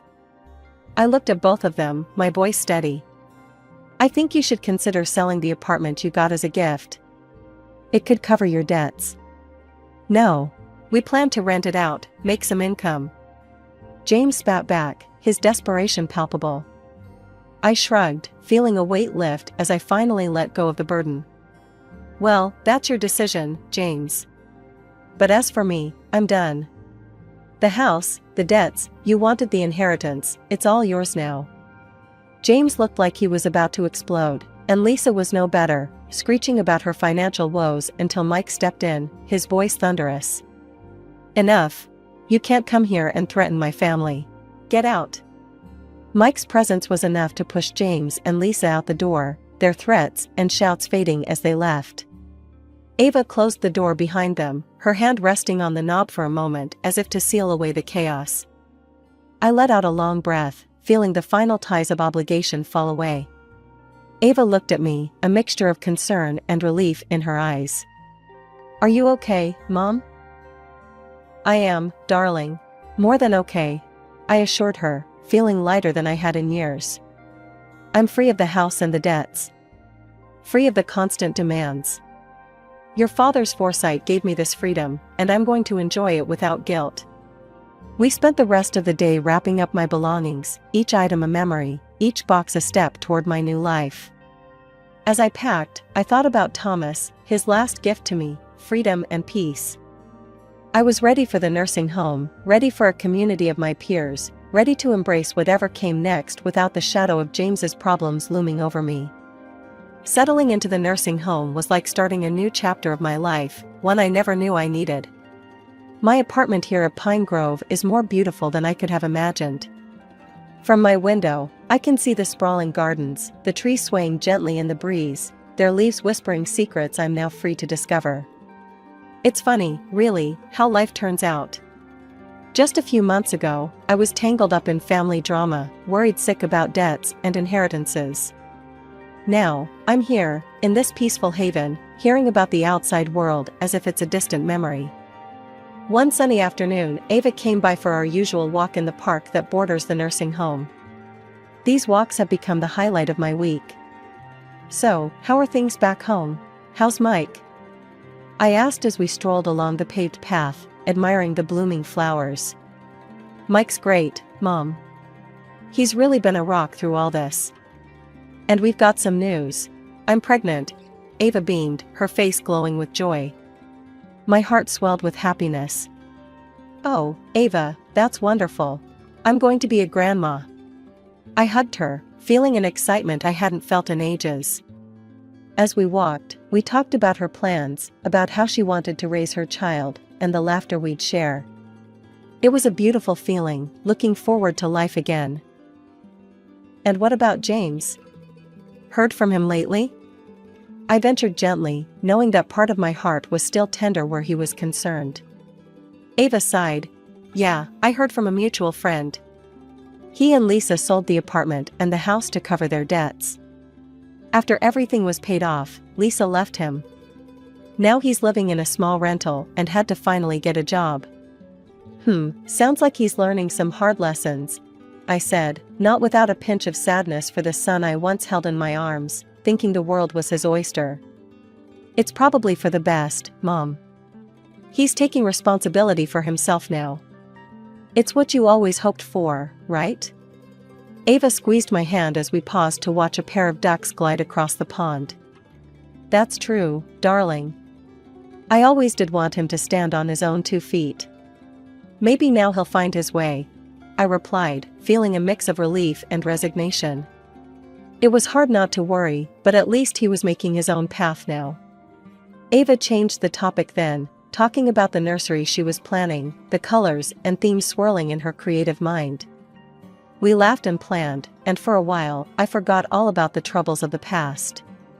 Living in Pine Grove, I found a community that feels like family. We share stories, play games, and support each other. The staff here are wonderful, always making sure we're comfortable and cared for. It's more than I could have hoped for, and sometimes, I catch myself wishing Thomas could see me now, happy, at peace, and about to be a grandmother. I came into this world not with a cheer, but a burden. My mother, Elizabeth, wasn't ready for me, or maybe she just never wanted to be. It's hard to tell the difference when you're the unwanted one. From my first breath, I was more a problem than a person in her eyes. "You never stop crying, do you?" she would hiss during those long nights of my infancy. Her voice was often laced with irritation, lacking the gentle touch you'd expect from a mother. My father, Michael, was different. He was the one who stepped up, trading sleep for soothing walks with me in his arms, while my mother locked herself away in silence. "Let me take her, Liz," I remember him pleading one night, his voice as soft as the blankets he wrapped me in. "You need to rest."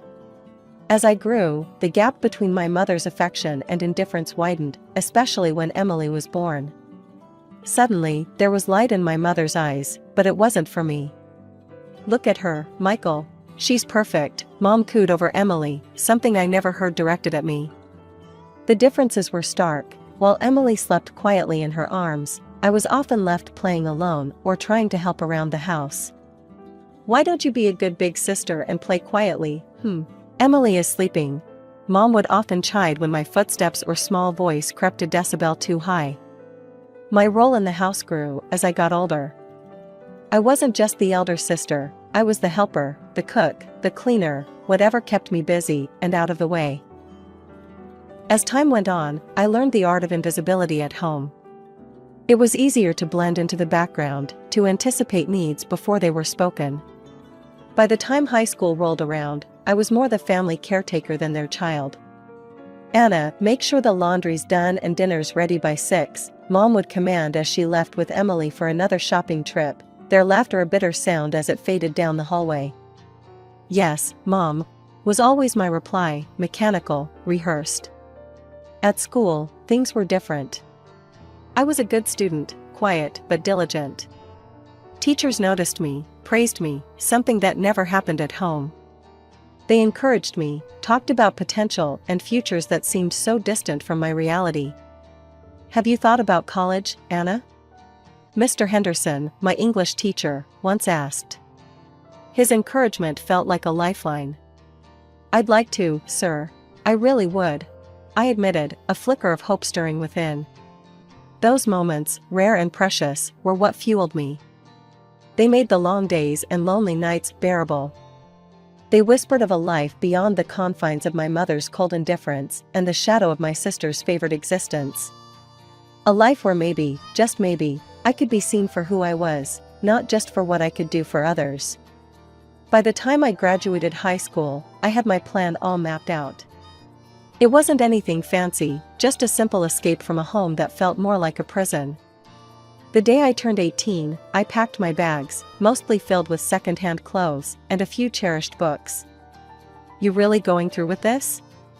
Dad asked, his face lined with worry as he watched me stuff a duffel bag. "Your mom's gonna flip, you know. She expects you to stick around, help out with the house, with Emily." I zipped up the bag with more force than necessary. "I know. But I can't stay here, Dad. I gotta try and make something of myself." I moved into a tiny apartment on the edge of town, close enough to my new job at a local diner. The work was hard and the hours were long, but every paycheck was a step closer to my goal. The diner was a noisy, bustling place, filled with the clatter of dishes and the constant chatter of customers. I learned to keep my head down and my hands busy. Nights were spent in a cramped study corner of my apartment, textbooks spread out as I worked through community college applications. I was determined to be more than a waitress, more than what my mother said I'd be. "Why you both errand with all that school stuff?" my neighbor, Jo, once asked when she caught me buried in paperwork. "Ain't like it's gonna change much." "It might not," I admitted, "but it's worth a shot. I want to be a teacher, Jo. I want to do something meaningful." Jo snorted, dragging on her cigarette. "Well, good luck with that, kid. This world ain't kind to dreamers." Saving money became a game of numbers. Every tip went into a jar, every spare dollar tucked away for future tuition. I cut corners everywhere, lived on ramen and toast, and kept my eyes on the prize. After a year of relentless work and study, I had enough to enroll in college. I chose the local community college, affordable and within commuting distance. The day I received my acceptance letter, I felt a surge of pride like never before. Walking into my first class, I felt out of place with my worn-out jeans and second-hand textbooks, but I was there, in a seat, ready to learn. "You here for the early childhood education program?" a girl next to me asked, her pen tapping nervously on her notebook. "I'm Sarah. We should study together, maybe?" "Sure, Sarah. I'm Anna. I'd like that." College was a whole new world, one where I wasn't just the forgotten daughter or the hard-working waitress. I was a student, a peer, and soon, I found myself part of a community. Evenings were still spent at the diner, but now my days were filled with lectures, group projects, and a growing belief that I could really make this happen. I could become someone who made a difference. The path wasn't easy. There were moments of doubt, of fear that maybe Jo was right, that maybe the world wasn't kind to dreamers. But every time I helped a classmate understand a tough concept, or received praise from a professor, I knew I was where I was supposed to be. By the time my second year of college rolled around, I was deep into my studies and working the evening shift at the diner. One evening, as I balanced a tray full of burgers and shakes, my phone buzzed in my apron.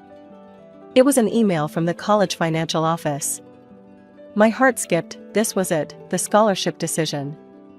I waited until my break, hands shaking as I logged in to read the email. "Congratulations," it began. "We are pleased to inform you." I didn't need to read the rest, I had done it. A full ride for the next year. I let out a breath I didn't even know I was holding and slid down against the wall, relief washing over me. The following weeks flew by in a blur of exams and late-night shifts. But with my financial worries eased, I was able to focus more on what I really loved, learning how to teach.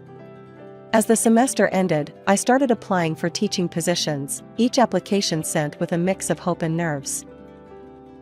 One afternoon, while I was setting up for a job fair, my old classmate, Sarah, bumped into me. "Listen, are you still looking for a job? My aunt's school is looking for a new primary teacher. You should totally apply." I followed up on Sarah's tip and landed an interview. The night before, I practiced answers to possible questions in front of my mirror, determined to come off as confident and competent. The principal, Mr. Davis, was a stern-looking man who softened a bit as we talked. "Why do you want to work with children?" he asked, peering at me over his glasses. "Because I believe every child deserves a champion, an adult who will never give up on them, who understands the power of connection and insists they become the best they can possibly be." I walked out of there feeling like I had just won my second scholarship. A week later, I got the call. I was in. I was going to be a teacher. After years of working tirelessly as a teacher and constantly hitting the books at night to stay ahead, I decided it was high time to invest in a proper laptop. Walking into the tech store, I was more than a little out of my element. Rows of shiny, high-tech gadgets lined the walls, each one promising the world. I must have looked lost because a guy with a friendly smile and a name tag that read Tom approached me. "Need some help finding something?" he asked, his tone friendly. "Yeah, I'm looking for a laptop that can handle a lot of multitasking and won't give up on me in a year," I replied, hoping I sounded like I knew what I was talking about. Tom nodded, showing me a few models and explaining the specs in a way that didn't go right over my head. "This one here would be perfect for what you need, and it's within budget." As he rang up the sale, he gave a casual, "You know, you seem really into your work. If you ever need tech advice, or any advice, really, here's my number." We started texting, casual at first, then daily. Dates followed, easy nights out where the laughter flowed as freely as the conversation. But whenever things edged towards serious, Tom was quick with the brakes. "We're still young, Anna. There's no rush," he'd say, every time I hinted at something deeper. I didn't push it. I was busy enough, and having someone even just to laugh with felt like a win. But then, one lazy Saturday morning, as I was enjoying my coffee and the rare chance to sleep in, my phone rang. It was Mom, which was unusual enough to spike my heartbeat. "Anna, it's your dad. He's really sick. You should come." The weight in her voice pulled me upright. "I'm on my way." Tom, sprawled on the couch, sat up. "Everything okay?" "It's my dad. I have to go see him. He's sick." "I'll come with you," he offered, and something in his tone made it clear he wasn't asking. We drove in silence, the tension thick. As we pulled up to the family house, his whistle cut through the quiet. "Damn, Anna, you didn't say you grew up in a mansion." "It's not as glamorous as it looks," I murmured, my stomach knotting up as we walked to the door. Inside, Mom and Emily were the picture of superficial concern. I introduced Tom, their smiles a little too polished. "Nice to finally meet the man making our Anna so happy," Mom cooed, her eyes appraising. "We were just talking about the future," Emily chimed in, eyeing Tom like a new accessory she might like to try.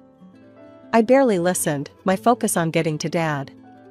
He was propped up in bed, looking so frail it knocked the breath from me. "Anna, my girl," he rasped as I approached. "I'm sorry, for everything." Tears stung my eyes, but I managed to smile. "It's okay, Dad. I'm here now. I should have been stronger. Should have stood up for you more," he continued, each word labored. We talked a little more until he drifted off, tired from the effort. I kissed his forehead and joined the others at dinner, Tom in tow. The conversation at the table turned quickly to money, inheritances, things that seemed so trivial with Dad's room just upstairs. Your father's made some smart investments, Mom was saying, her voice light, almost excited. It should keep us comfortable. Yeah, I've been looking at trips to Europe, Emily added, like she was picking out items from a catalog. Tom listened, nodding along, but I felt sick. Shouldn't we focus on Dad's health first? I interjected, unable to keep the edge from my voice. Oh, Anna, always so dramatic, Emily sighed. We have to be practical about the future. I wanted to argue, to scream that they were talking about Dad like he was already gone. But I bit my tongue, the words tasting like bile. We drove back to my place, the city lights blurring past as I let the distance from that house, from those people, slowly help me breathe easier. Coming back from that unsettling dinner at my parents' place, Tom seemed more contemplative than usual. We'd barely closed the door to my apartment when he turned to me, his expression serious. Anna, I've been thinking a lot lately, he began, running a hand through his hair. Marry me, Anna. The proposal was as unexpected as a thunderclap in clear skies. What? Tom, where is this coming from? I know it's sudden, he admitted, stepping closer. But today, seeing everything. I just know I want to be there for you, for good. We don't need anything big, just us, together. His words, sincere and raw, cut through the confusion. I loved him, that much was clear. And maybe, just maybe, he was the solid thing I could hold on to. Okay, yes, I said, the decision feeling right despite the chaos of my thoughts. We didn't wait. The very next week, we stood together at City Hall, exchanging simple vows in a quiet room. No frills, no grand speeches, just a promise to each other. But even the warmth of new marriage couldn't shield me from the concern for my father. His health was deteriorating, each visit painting a starker picture than the last. One afternoon, as I sat beside his bed, holding his hand while he dozed, he stirred and looked at me with a clarity that had become rare. Anna, he murmured, squeezing my hand. When I'm gone, there'll be something for you. A surprise. I brushed his hair back from his forehead, smiling to ease his worries. Dad, don't talk like that. You need to focus on getting better. But he shook his head gently. Just know that I did what I could. His words hung between us, heavy and somber. I chose not to press him, thinking it was the illness speaking, his mind fogged by medication and pain. Leaving his room that day felt harder than ever. At home, Tom tried to comfort me, but the image of my father's frail form haunted me.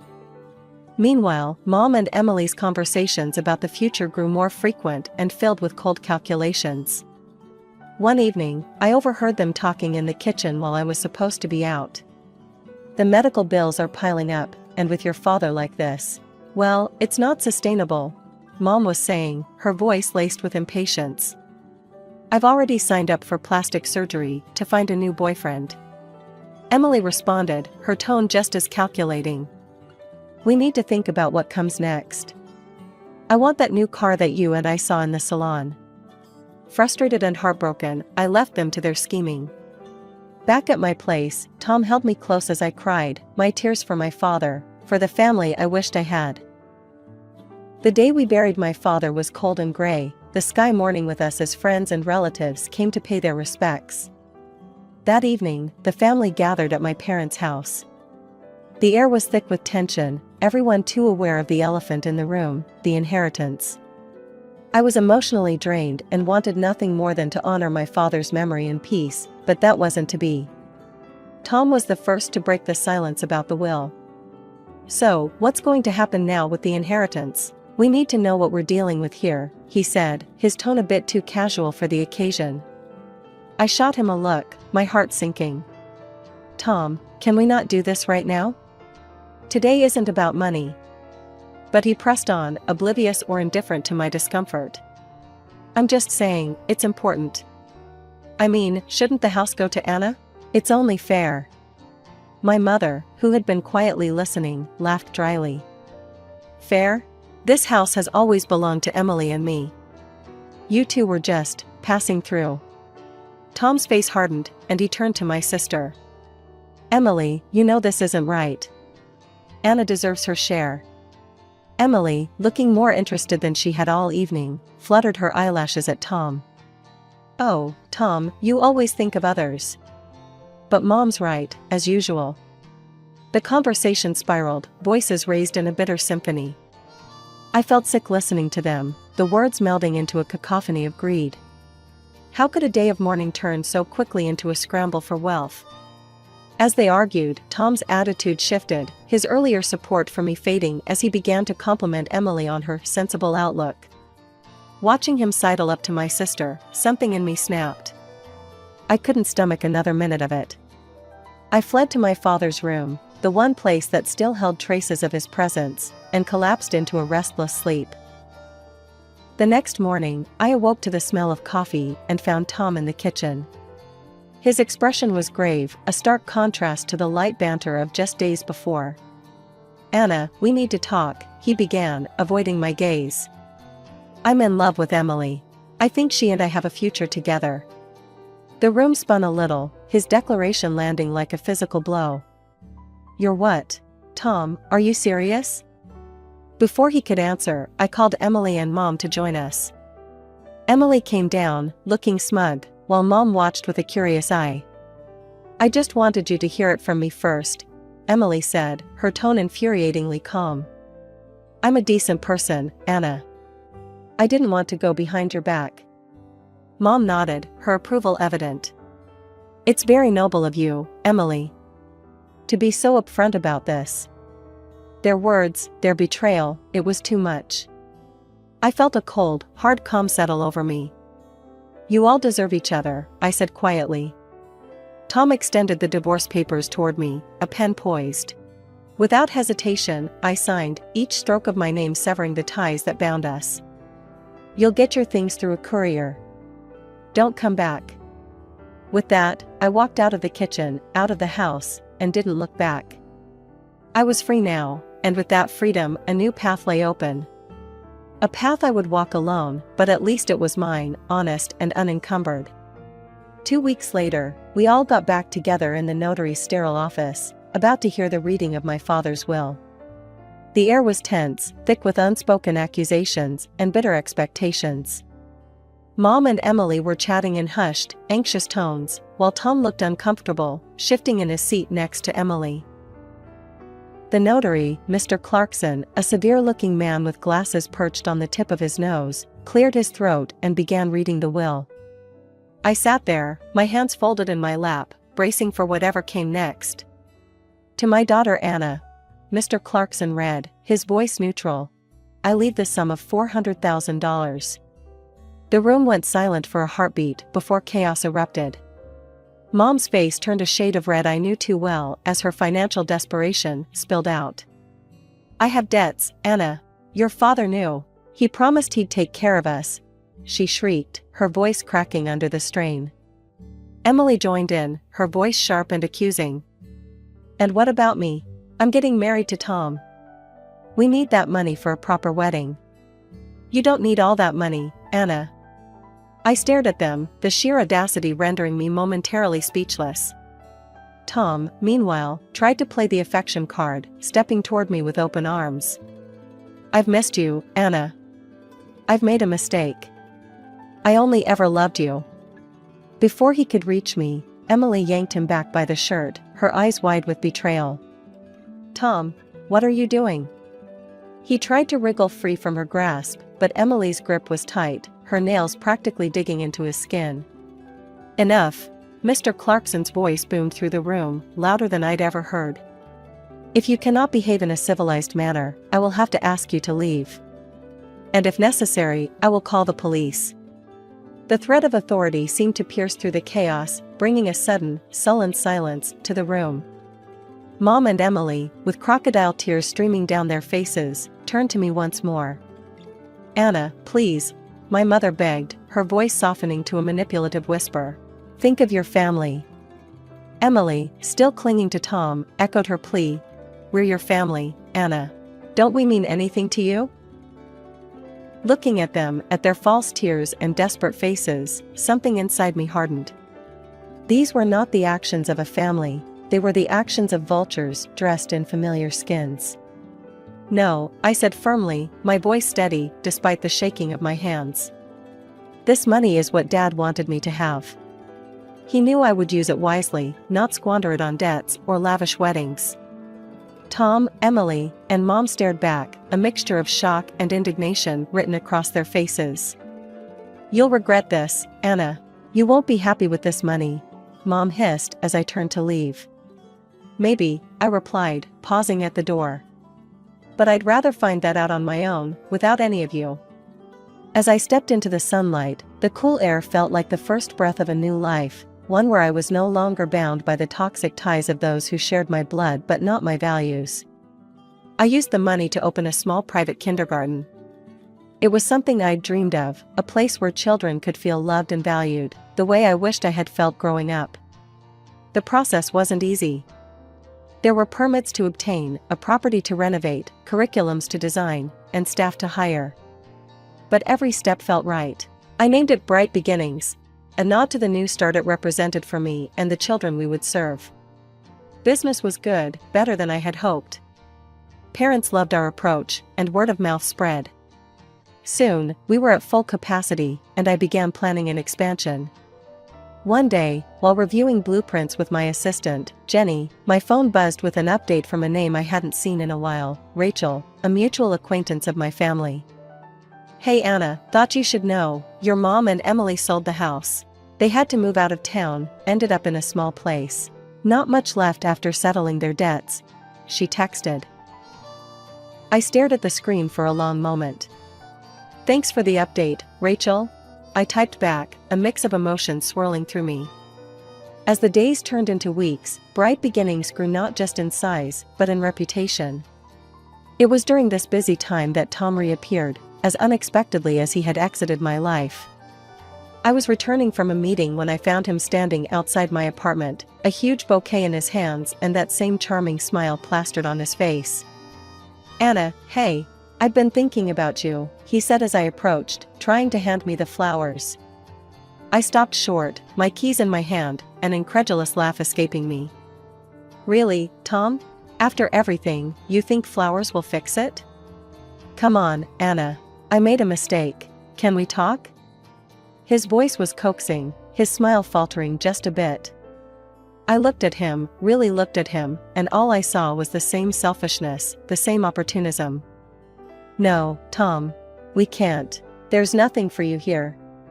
He lingered for a moment, the smile finally slipping off his face as he realized I was serious. Then, with nowhere left to push, he turned and left, the discarded flowers lying wilted by my doorstep. The next few months flew by. Bright Beginnings became not just a daycare, but a cornerstone of the community. We hosted family events, workshops for parents, and continued to expand our services. As I watched the children play in the newly added outdoor play area, their laughter ringing clear and true, I felt a sense of accomplishment and peace. I had built something lasting, something meaningful. Life before Michael was pretty straight-laced. Wake up, trade a bit on the stock exchange, head to my job in online advertising, then rinse and repeat. Simple, mundane, but it was mine. I always figured that someday I'd add a family to the mix, husband, kids, the whole shebang. I met Michael at a seminar for amateur traders. He was a speaker, all confidence and broad smiles, talking about big moves in the real estate market. After his talk, we ended up at the same coffee station.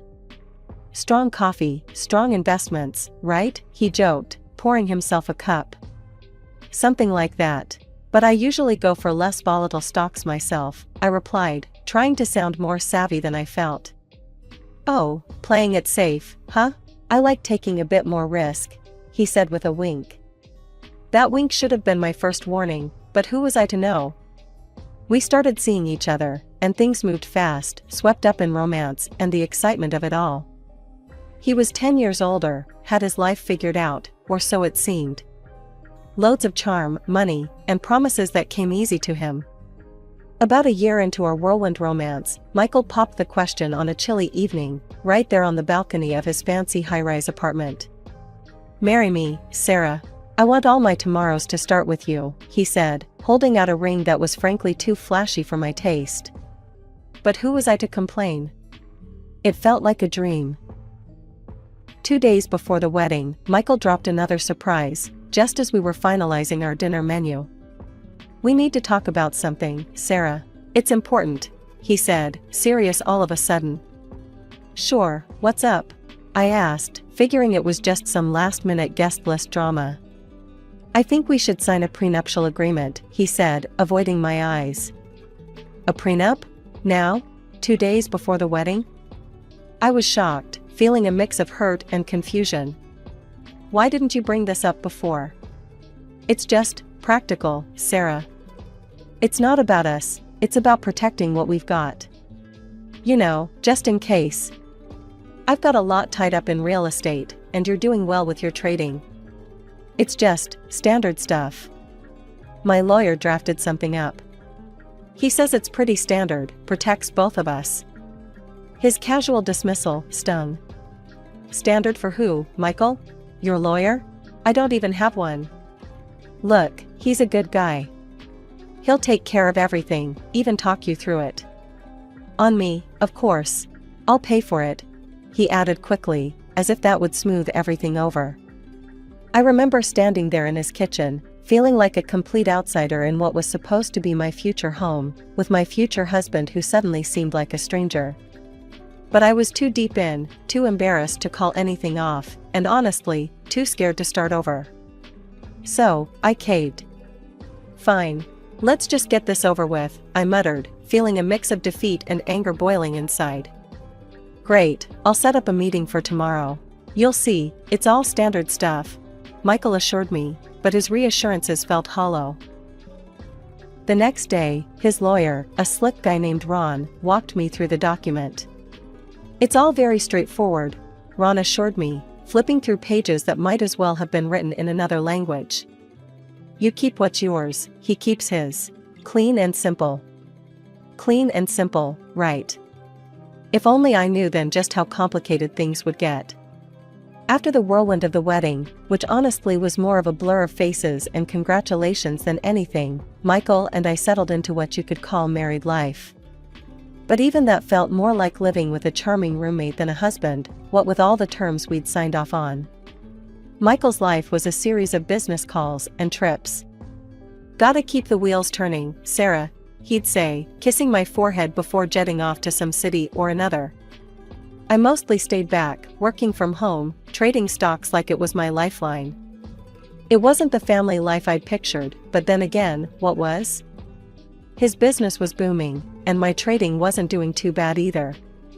But whenever I brought up maybe putting my earnings into buying a place for me, Michael had his own ideas. "Hold off on that, babe. I'm eyeing a new property, could use a bit more liquidity," he'd say, always planning the next big purchase. One evening, he came home more stressed than usual. "Market's brutal, babe. Got a loan coming up due that I totally spaced on," he admitted over a too-late dinner.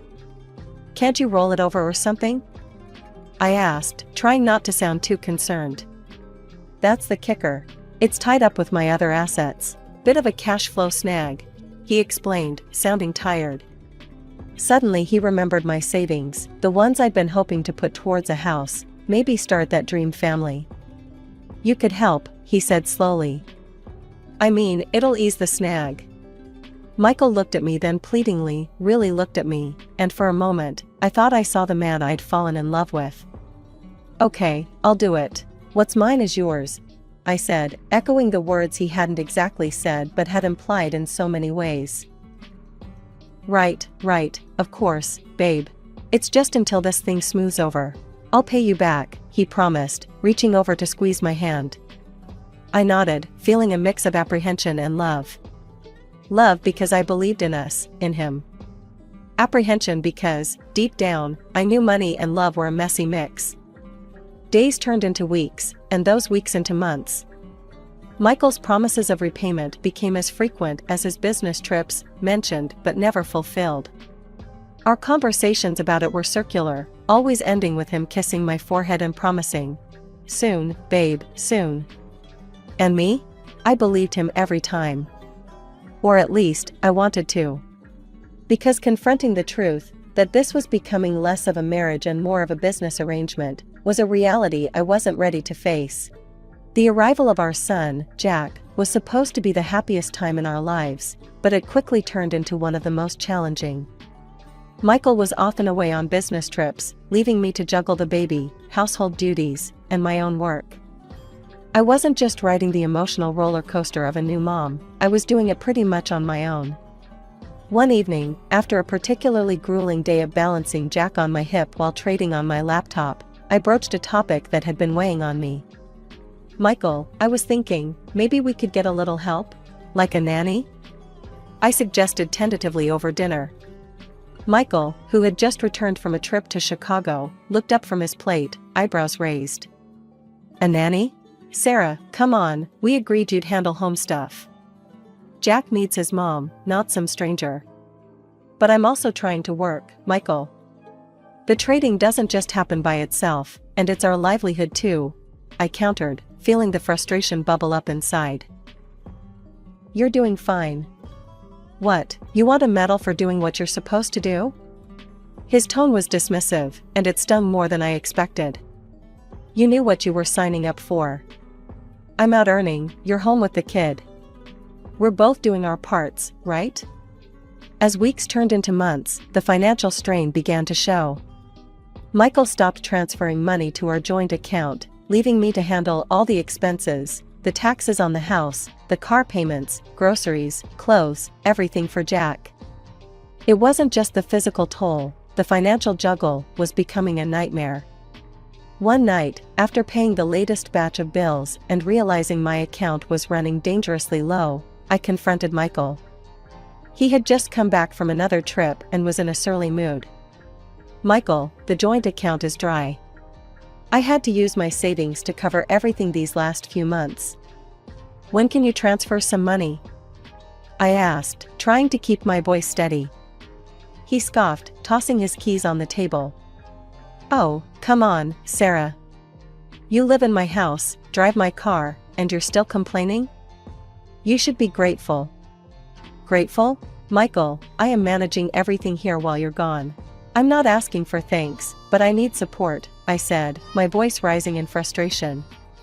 "Look, I'm dealing with a lot right now. The business needs every penny." "You're not the only one with pressures, Sarah," he retorted before heading off to the shower, effectively ending the conversation. It was clear I was on my own. I couldn't rely on Michael. I needed to ensure financial security for myself and Jack. That's when I threw myself into stock trading more seriously. Each day, after Jack fell asleep, I'd stay up, researching and making trades. Slowly, my account began to grow, bolstered by a series of successful deals. Keeping this a secret from Michael felt wrong, but necessary. He had made it clear that his money was his. Well, mine would be mine. I set up a separate account he didn't know about, moving my trading profits there. It was the only slice of independence I felt I could cling to. Jack was growing up fast, and with him, the daily logistics were becoming more complicated. The old car we had was barely hanging on, not nearly spacious enough for his stroller and all the paraphernalia that seemed necessary whenever we stepped out the door. One morning, while Michael was sipping his coffee and scrolling through his phone, I brought up the topic. "I need a new car, Michael. The trunk in this one just isn't cutting it for Jack's stuff." He didn't look up from his screen. "And you're telling me this why? Planning to make me pay for it?" "No, I've got it covered. I've been saving up from trading," I replied, trying to keep my voice even. That got his attention. His eyes narrowed as he put down his phone. "Oh, you've got money, huh? Well, that's great because I need some cash. The business could use a boost right now." I couldn't believe what I was hearing. "Again with the money? What about the money I lent you before? You promised to pay that back, and you haven't." I need a car for Jack, not to sink more into your endless business needs. He shrugged, a smirk forming. Business is what keeps us living in style, Sarah. You should know that by now. Help me out, and I'll get you a new car later. I stood my ground this time. No, Michael, no more. I need to take care of our son. I'm buying the car with or without your help. For a moment, he looked shocked, like he couldn't believe I was defying him. Then his expression hardened. Fine, how about this? If you're so set on this path, maybe we shouldn't be together. You want to split? Because trust me, you won't get a dime in the divorce. Remember that prenup you signed? His words were like a slap. I knew the prenup was there, but his threat to use it so bluntly was still a shock. If that's how you see our marriage, then maybe a divorce is the best thing, I said quietly, the reality of our crumbling relationship hitting me all at once. Fine by me. But remember, you leave with what you came with, nothing. And you'll need to find a new place to live. Consider this your 3-day notice, he said coldly, pulling out a drawer and tossing the prenuptial agreement on the table between us. I glanced at the document, the unfairness of it all burning in my chest. You think you can just throw me and Jack out like we're nothing? I've been here through everything, supporting you, never asking for anything more than what I put into this family. He laughed, a harsh sound that echoed in the empty room. You think any of that matters? I've got the best lawyers. Don't try to fight me, Sarah. You'll lose. And don't think about taking anything from here, or I'll sue. Packing was a blur of tears and determination. I collected mine and Jack's belongings, leaving behind everything that Michael could claim as his. I wasn't going to give him any reason to come after me legally. The apartment I found was small, but it was ours, and it was close to Jack's kindergarten, which made life a little easier. Every day, as I walked him to school, I felt a bit more grounded, a bit more like I could do this, raise my son and rebuild our lives. The stock market became my sanctuary and my battlefield. I traded with a ferocity born of necessity, the need to provide for Jack and keep us afloat without any help from Michael. Nights were the hardest, after Jack went to bed and the world quieted down. That's when the doubts and the loneliness crept in.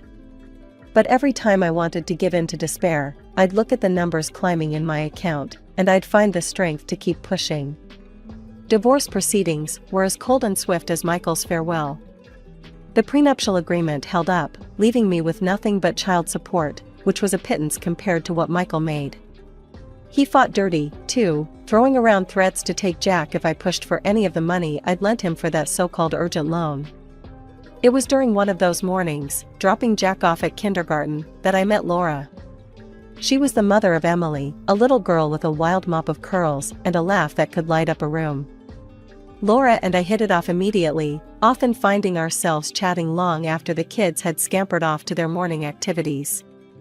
One sunny afternoon, as we watched our kids play, Laura turned to me, her expression curious. You always seem so together, Sarah. How do you do it? I mean, I struggle, and it's just me. I shrugged, my eyes on Jack, who was busy constructing a sandcastle. I guess you just learn to cope, you know? Keep pushing through. We talk about everything and nothing, movies, books, our wild dreams of vacations in exotic places. But I never brought up Michael or the divorce. That part of my life was locked away, a chapter one was determined to close. One day, as we watched Jack and Emily scramble up the steps of a slide, Laura nudged me gently. You know, if you ever need to talk about anything, I'm here. Us single moms have to stick together. I smiled, the warmth from her offer spreading through me. Thanks, Laura. That means a lot. After a particularly good day on the stock exchange, I felt a rare surge of optimism. Maybe it was the adrenaline from the win, or maybe I just needed a change of scenery from the usual routine. Whatever it was, I called up Laura and suggested dinner at a new restaurant downtown. Sounds like a celebration is in order. What's the occasion? Laura asked as we settled into our seats at the chic, softly lit venue. Just a good day at work, I replied, trying to keep it casual, but inside I was buzzing. It felt like things were finally looking up. As we sipped on our drinks and chatted about mundane things like kindergarten antics and weekend plans, I felt the weight of the past months lighten a bit. But just as I was beginning to relax, a familiar voice chilled the air around us. Well, if it isn't Sarah. Looking a bit rough, aren't we? Michael's voice was unmistakable. I looked up to see him standing there, smirking, with a woman clinging to his arm. I felt my face flush, a mix of embarrassment and anger. Michael, I greeted stiffly, wishing the earth would swallow me whole. And this is Vanessa, my fiancée. Isn't she just stunning? Vanessa gave a tight-lipped smile, eyeing me up and down with thinly veiled disdain. Yes, Michael always did have a taste for, well, never mind. Nice to meet you, Sarah. Michael leaned in, lowering his voice, though not his malice. Seriously, Sarah, you look like you've aged a decade. What happened to you? I remained silent, not trusting myself to speak without my voice shaking. Laura, however, was not about to let it slide. Sarah's doing just fine, better even. Looks to me like life's treating her well. Michael snorted, giving me a final sneering look before turning away. Come on, Vanessa, let's leave the past where it belongs. After they left, Laura turned to me, her expression a mix of concern and anger. What was that all about? He's awful. And who talks like that? Taking a deep breath, I filled her in on the brief version of my marriage, the high hopes, the prenup, the threats, the fallout. Everything spilled out in a low, hurried stream. Laura's eyes widened with every detail. Sarah, why didn't you tell me you were dealing with all that? And a prenup? I'm a family lawyer, you know. I want to see that prenup. There could be something there, some way to challenge it. A few days later, I was in Laura's office, handing over the dusty documents that had sealed my fate. She pored over them with a furrowed brow, her pen flying over the pages as she made notes. Sarah, there are several issues here, she finally said, looking up from the papers. First, this was signed too close to the wedding. It's a pressure tactic. Second, you didn't have independent legal advice, which is huge. And third, he didn't disclose all his financial obligations, like that loan you ended up covering. That's misrepresentation. My heart raced as she laid out each point. It means, Laura continued with a smile, that we might just be able to challenge this. We've got a real shot here, Sarah. Sitting in the cold, stark courtroom, my hands were trembling, despite my best efforts to appear calm. The weight of what was at stake pressed heavily upon me, not just the potential financial outcome, but the deeper, more personal vindication against Michael's long-standing control and threats. Before the judge had even called the session to order, Michael leaned towards me from where he stood a few paces away. His voice was low, a venomous whisper meant only for me. You're a loser, Sarah. You can never beat me. I'll ruin you. And when I'm done, I'll take Jack from you too. Laura, standing by my side, gave my hand a quick, reassuring squeeze before we were called to present our case. As the proceedings began, Laura was methodical and fierce.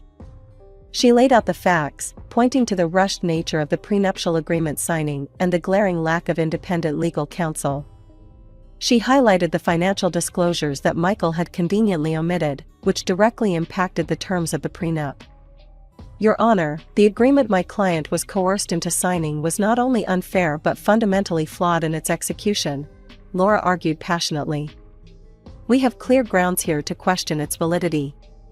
Michael's lawyer tried to counter, arguing that everything had been above board, that I was merely having regrets after the fact. But Laura dismantled his points with precise legal references and the undeniable weight of evidence she'd compiled. After what felt like an eternity, the judge finally spoke. After reviewing the evidence and the circumstances under which the prenuptial agreement was signed, I am ruling to annul the agreement due to significant violations in its execution. The courtroom seemed to spin for a moment. Laura turned to me, a triumphant smile spreading across her face. We did it, Sarah, she whispered. Michael's reaction was instantaneous. His face turned a shade of red I'd never seen before as he stood up, his chair clattering behind him. "This isn't over. You won't get a dime from me," he shouted, his voice echoing off the high ceilings. The judge warned him to settle down, but Michael's fury was palpable. As we left the courthouse, he followed, his threats spewing out like venom.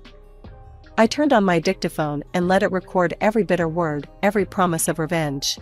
"You'll regret this, Sarah. I'll make sure of it," he hissed as we walked down the courthouse steps. Later, at the police station, I played the recording. An officer took notes, his expression growing increasingly concerned with each threat uttered. "We'll give him a warning. He's not to contact you or approach you. Any further incidents, and we'll take more serious action," he promised. As I left the police station, the legal documents confirming my ownership of 2 city center apartments and several commercial properties securely in my bag, I felt a mix of exhaustion and exhilaration. Over $2 million in assets, it was almost impossible to comprehend. But more than the financial security, it was the freedom from Michael's shadow that felt like my true victory. The passive income from renting out real estate was more than enough to provide for Jack and me, and it allowed me to cut back on the frantic trading that had consumed so much of my time. These days, I spend a lot more time with Jack. He's growing up fast, and every moment with him feels precious. We often visit the park, and I watch him play, his laughter mingling with the breeze. One sunny afternoon, as Jack played on the swings, Laura joined us, her daughter Emily in tow. She plopped down on the bench next to me, a smile spreading across her face. "You look good, Sarah. Really good. Like a weight's been lifted," she observed, handing me a cup of coffee she'd picked up on her way. "Thanks, Laura.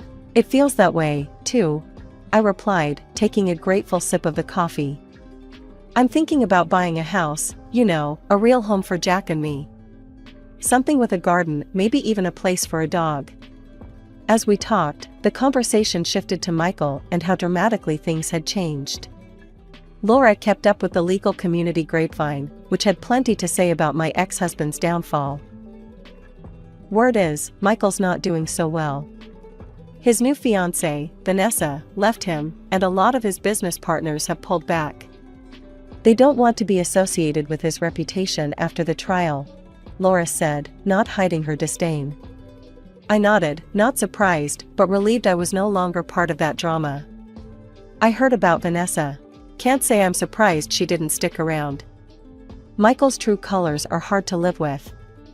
The idea of Michael's downfall didn't bring me joy, but there was a sense of justice in seeing someone who had done so much harm finally face the consequences of his actions. I was just glad to be out of the storm and into calmer waters. Our conversation drifted to lighter topics, upcoming school events, vacation plans, and community activities. Normal life stuff, the kind I had longed for during all those tumultuous years. Later that day, after Emily and Laura had left, Jack and I walked home, his small hand in mine. "Mom, can we really get a dog?" he asked, his eyes wide with hope. "Yeah, buddy, we can." I smiled down at him. "We'll have a big yard for him to play in, and you can help pick him out." Jack's excitement was infectious, and as we talked about what kind of dog we might get, I felt an overwhelming sense of gratitude for the new life we were able to build. It was a far cry from the uncertainty and strife of the past years. I no longer looked over my shoulder, worried about what Michael might do next. Instead, I looked forward, to house viewings, to Jack's laughter filling a home that was truly ours, to new memories made in a garden under the sun, and to the simple joy of picking out our new dog. Hey there, I'm Ella. I'm a nurse, been one for a good few years now, working my shifts at the city clinic. Not the most glamorous gig, but it pays the bills, and I like helping folks. So, there I was, clipboard in hand, when this guy walks in.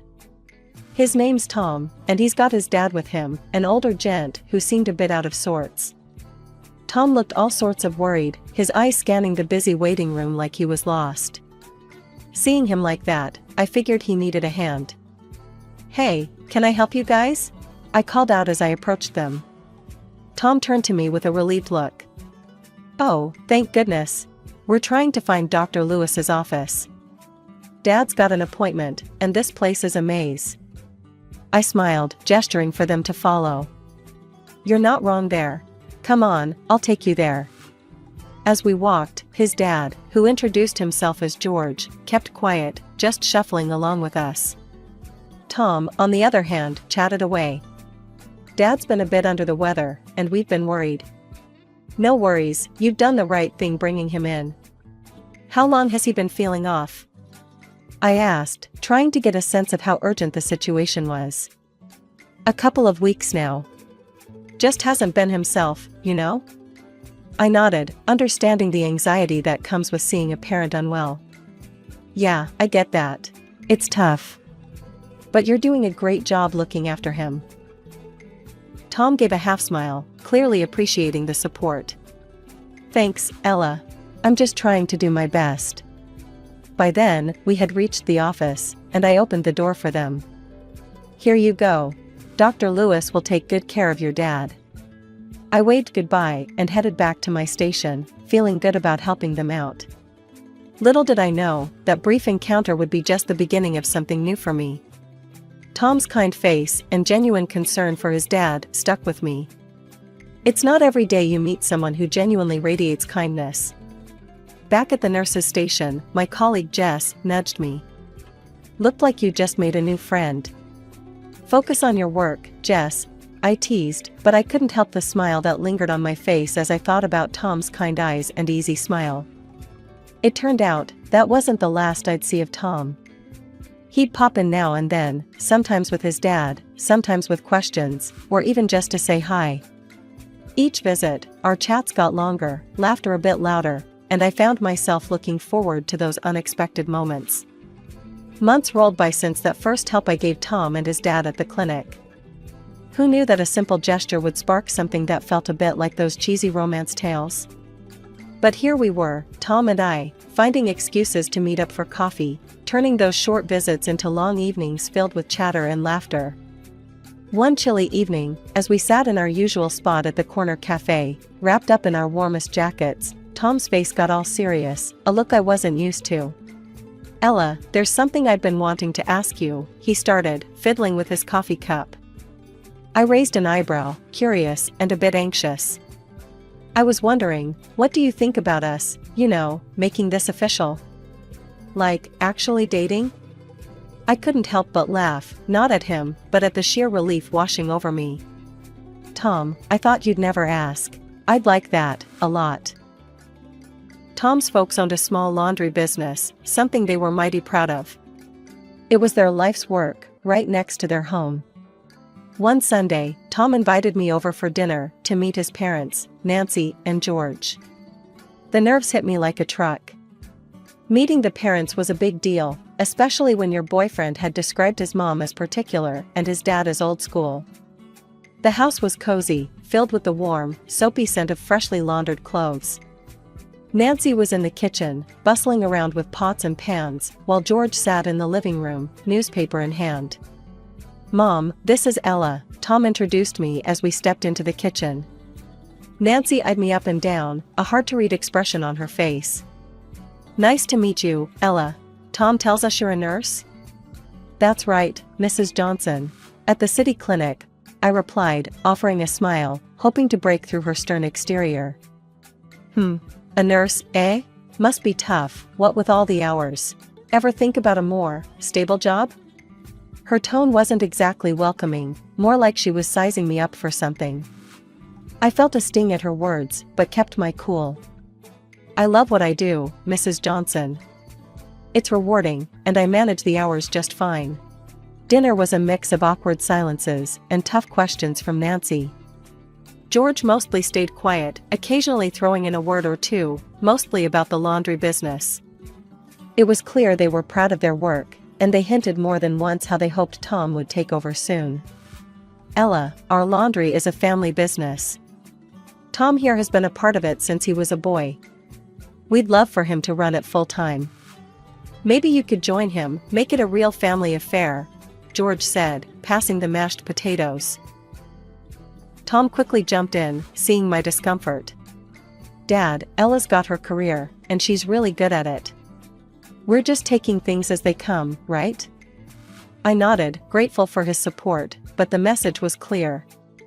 They wanted their son tied to home, and maybe they expected the same from me. As we left that night, Tom apologized for his mom's hard edge. She's protective, you know? But she'll come around, I hope. I squeezed his hand, unsure of what the future held but certain about one thing. I wasn't ready to give up my scrubs for a laundry apron, not for anyone. We decided on a small wedding, nothing fancy, just close friends and family. One crisp Saturday morning, as we planned our modest reception, Tom's phone rang. He looked at it, frowned, and stepped out to take the call. When he came back, his face was ashen. My dad, he's had a stroke. We need to go, now. The wedding plans got shoved to the back burner as we rushed to the hospital. The next few days were a blur of doctors, waiting rooms, and coffee that tasted like burnt tar. Tom was a wreck, and I did my best to support him, putting on a brave face while my heart ached for him. George didn't make it. The funeral was a week later, a somber affair with too many people saying how he was in a better place. I stood by Tom, holding his hand, feeling the weight of his grief. After the funeral, Nancy was a shadow of herself, quieter and more withdrawn. That's when Tom dropped the bombshell. Ella, I need to be there for my mom. She shouldn't be alone right now. I was thinking, maybe we should move in with her, just for a while, until she gets back on her feet. The idea of living with Nancy, in that house that felt more like a business than a home, made my stomach turn. But I saw the desperation in Tom's eyes, and I loved him, so I agreed. And yet, first of all, we went to the mayor's office and legitimized our relationship, without a lavish ceremony and a white dress. Mr. and Mrs. Johnson. The move was hectic. Between packing up our stuff and trying to comfort a grieving mother-in-law, I barely had time to process my own feelings. Nancy wasn't exactly warm, it was her house, and she made sure we knew it. Ella, make sure those boxes go in the storage room. We need to keep the hallway clear, she instructed the day we moved our last suitcase in. Of course, Nancy. We'll handle it, I replied, trying to keep the peace. Life at Nancy's was tough. She had her ways of doing things, and didn't appreciate deviation. I tried to help, to fit into this new, uncomfortable routine, but everything I did seemed to bother her. Tom was caught between us, trying to mediate but mostly just sinking deeper into his own sadness. He spent long hours at the laundry, avoiding the tension at home. I felt alone, surrounded by his family's memories and my growing resentment. Ella, why are you still working at that clinic? You should focus on helping here, with the family business, Nancy said one night as we cleared the dinner table. Nancy, I like my job. It's important to me, I responded, the fatigue and frustration making my voice sharper than I intended. She sighed, a long, drawn-out sound of disappointment. I just don't see why you'd choose that over family. Lying in bed that night, listening to Tom's uneven breaths, I wondered how long we could keep this up. How long before the weight of his mother's expectations crushed the life we wanted to build together? My job at the clinic was on the other side of the city, which meant my days started in the dark and ended in it too. The commute was a beast, eating up hours I didn't have, and every trip felt longer than the last. Coming home was no relief. Nancy had a sharp eye for anything done less than perfect. I'd barely stepped through the door before the critique started. Ella, you've left streaks on the window again. Do it over. She'd snap, barely looking up from her knitting. And this soup is bland. Didn't I show you how to season it? She'd add at dinner, making a face as if she'd tasted something sour. I tried, really tried, to brush it off and keep the peace, but it wore me down. Even Tom, my supposed partner in all this, started echoing his mom. Ella, Mom's right. You could be a bit more careful with the cleaning, and the cooking, he'd say, not meeting my eyes. It stung, hearing that from him, like I was failing some test I didn't sign up for. Our home felt less like ours, and more like I was an unwelcome guest who couldn't do anything right. One day, after a particularly rough shift at the clinic where I'd stayed late to cover for a coworker, earning me a small bonus, I came home with an idea. I was dead on my feet, but excited to share it with Tom. "Babe, I got a little bonus at work today. We've both been under so much stress. Why don't we take a short vacation? Just a few days. We deserve a break," I suggested, hoping for a moment of connection. Tom looked up from the bills he was sorting, his face unreadable. "That sounds great, babe, but I can't just leave the laundry. Mom can't handle it alone." "It's just a few days, Tom. She can manage, or we could call in some temporary help." I pushed back, needing something to feel normal again. Before Tom could reply, Nancy walked into the room, having caught the tail end of our conversation. Her face was set in a hard line. "A vacation? And leave me to deal with everything here? You think I'm just your backup plan, Ella? That's heartless, even cruel," Nancy snapped, her voice cold.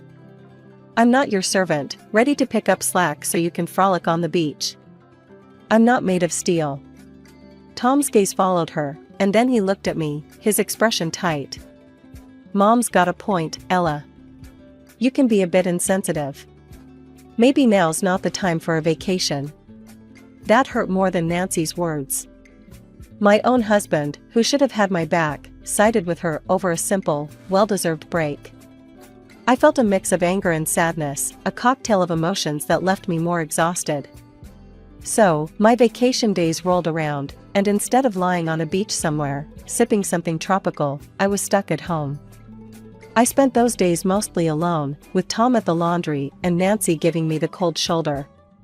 I'd escape to the city beach when I could, soaking up some sun and pretending things were different. Splitting my time between the clinic and the laundry wasn't my dream scenario, but after months of non-stop nagging from Nancy and Tom about not pitching in, I caved. "Fine, I'll help out at the laundry, but only part-time. I'm not giving up my job at the clinic," I told Tom, setting my terms. He seemed relieved, almost happy, but then he dropped another bomb. "That's great, babe, but I won't be able to pay you a salary. We'll just give you access to the family account, keep things simple and tax-free." I was too tired to argue. "Sure, whatever works," I muttered, not fully processing yet another sign that I was sinking deeper into their world, my own desires drifting away. The transition was rough. Mornings at the clinic were hectic, and afternoons at the laundry were a crash course in a business I had zero interest in. Still, I learned the ropes, got to know the regular customers, and even started seeing ways we could do things better.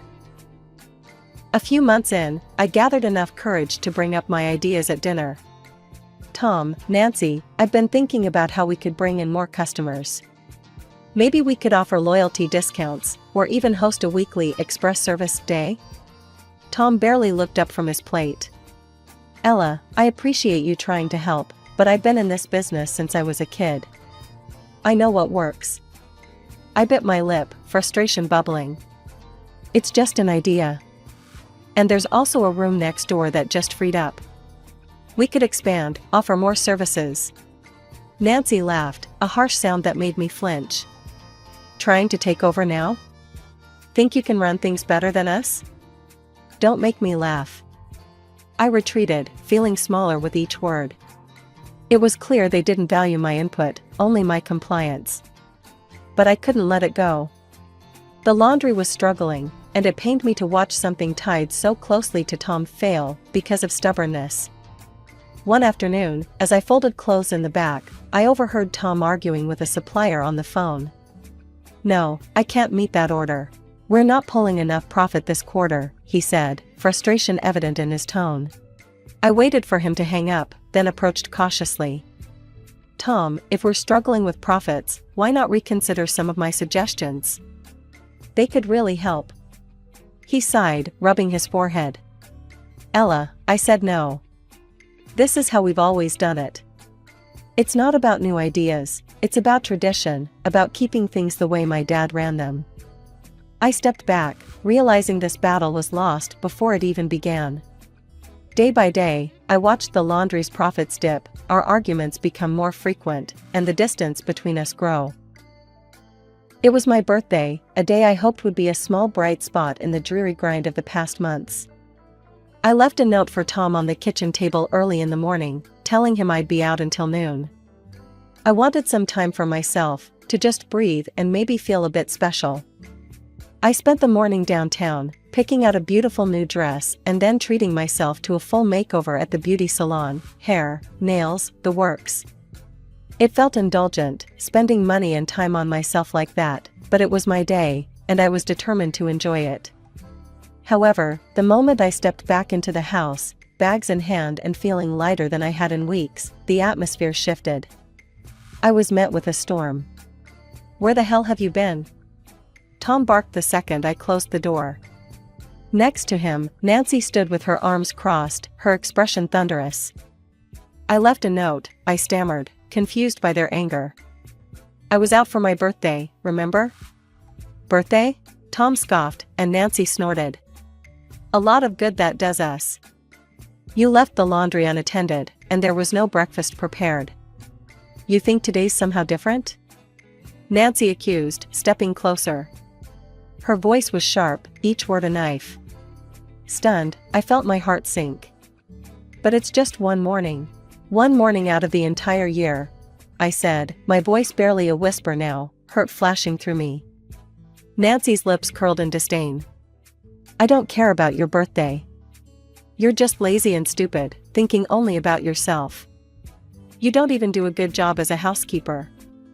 I looked to Tom, searching his face for any sign of support, any hint of the man I'd married. "Tom, you don't believe that, do you? Tell me you don't agree with her." He met my gaze, his eyes cold and distant. "She's right, Ella. Maybe you don't fit in here after all. I don't need this chaos." That was it. The last straw. My whole body trembled with the force of my decision. "I want a divorce, Tom." Nancy clapped her hands, her voice rising in excitement. "Finally, we'll be rid of you, you stupid, arrogant freeloader. And you'll pay us back for letting you live here for 3 years. We've wasted enough on you." I laughed, a bitter sound that echoed in the tense air. "Oh, I'll pay you? Funny, I was thinking you owe me for all the unpaid labor. For every holiday, every sick day I never took. That's what you'll be paying me." Nancy's face fell, her mouth snapping shut. I didn't wait for another word. I marched upstairs, pulled out my suitcases, and started packing. Clothes, a few personal items, anything I could call mine. Within an hour, I was ready. Suitcase in hand, I walked out of that house. I didn't look back, not at the home I had tried to make mine, not at the life I thought I wanted. I moved into a small rented apartment, a place that was mine alone, no judgments, no snide remarks, just quiet and peace. For the first couple of days, I wallowed in my grief. But as I sat there in the silence of my new space, something shifted inside me. I was done crying. It was time to show them they were wrong, to prove that I could stand on my own. Fired up, I filed for divorce, laying out my case for the unpaid labor and the emotional turmoil they'd put me through. I also took a 3-month unpaid leave from the clinic. I needed this time, not just to heal but to set up my own venture, something that would hit Tom and Nancy where it hurt, their business. I remembered the vacant room next to their laundry, the same one I had suggested they expand into. It was a stroke of irony, or maybe fate, that it was still empty. With my savings, I signed the lease. The place was a mess, but I saw its potential. The renovations were tough, and every decision from paint colors to plumbing fixtures felt monumental. But I poured my heart into every detail. "This has to be perfect," I told the contractor, pointing out exactly where I wanted the new washers and dryers. Top of the line, everything. Once the place was shaped up, I moved on to the supplies and equipment, choosing only the best. Safety and quality were my top priorities. I installed video surveillance and high-security locks, ensuring that my customers would never have to worry about their belongings. With the logistics in place, I focused on the customer experience. I set up a small coffee machine offering free coffee, created a cozy corner for kids, and even installed a couple of slot machines to keep clients entertained while they waited. Every detail was designed to make my laundry not just a necessity but a pleasant part of my customer's day. Opening day was a mix of nerves and excitement. People were curious, of course. Some came in just to see the new place, others out of loyalty to Tom and Nancy. But once they experienced the difference, word started to spread. I made it a point to meet every client, to ask about their day, to ensure they were satisfied with our service. "Thanks for choosing us," I'd say with a smile. "Let us know if there's anything else we can do for you." Slowly, word started spreading. Positive reviews popped up online, praising the clean facilities, friendly service, and innovative touches. More and more people began choosing my laundry over Tom's. One busy afternoon, as I refilled the coffee machine, a regular customer, Mrs. Henderson, approached me. "Ella, dear, I must say, your place is a breath of fresh air. I told all my friends about it." I smiled, handing her a cup. "Thank you, Mrs. Henderson. That means a lot to me. I'm glad you enjoy coming here." The popularity of my laundry grew, and with it, so did my confidence. I had created something out of nothing, turned pain into success. The satisfaction wasn't just in the profits or the praise, it was in proving that I could thrive, that I could make something better, all on my own. It was a busy Tuesday afternoon when they walked in, Nancy and Tom, looking like a storm brewing on the horizon. I was behind the counter, sorting through orders, but I straightened up the moment I saw them. My heart skipped, not out of fear, but readiness. I had prepared for this moment, although I hoped it would never come. Nancy wasted no time, her voice loud enough to turn heads. "You've ruined us, Ella. Stolen our customers with your underhanded tactics." Tom stood behind her, his expression hard to read. He looked tired, older than I remembered. "I haven't stolen anything. People choose where they want to go. I just provided a better option," I responded, my hand subtly pressing the button under the counter that alerted my security team. "This is all low, even for you," Nancy continued, her finger jabbing in the air towards me. "Making us bankrupt, you think you're clever?" I sighed, shaking my head.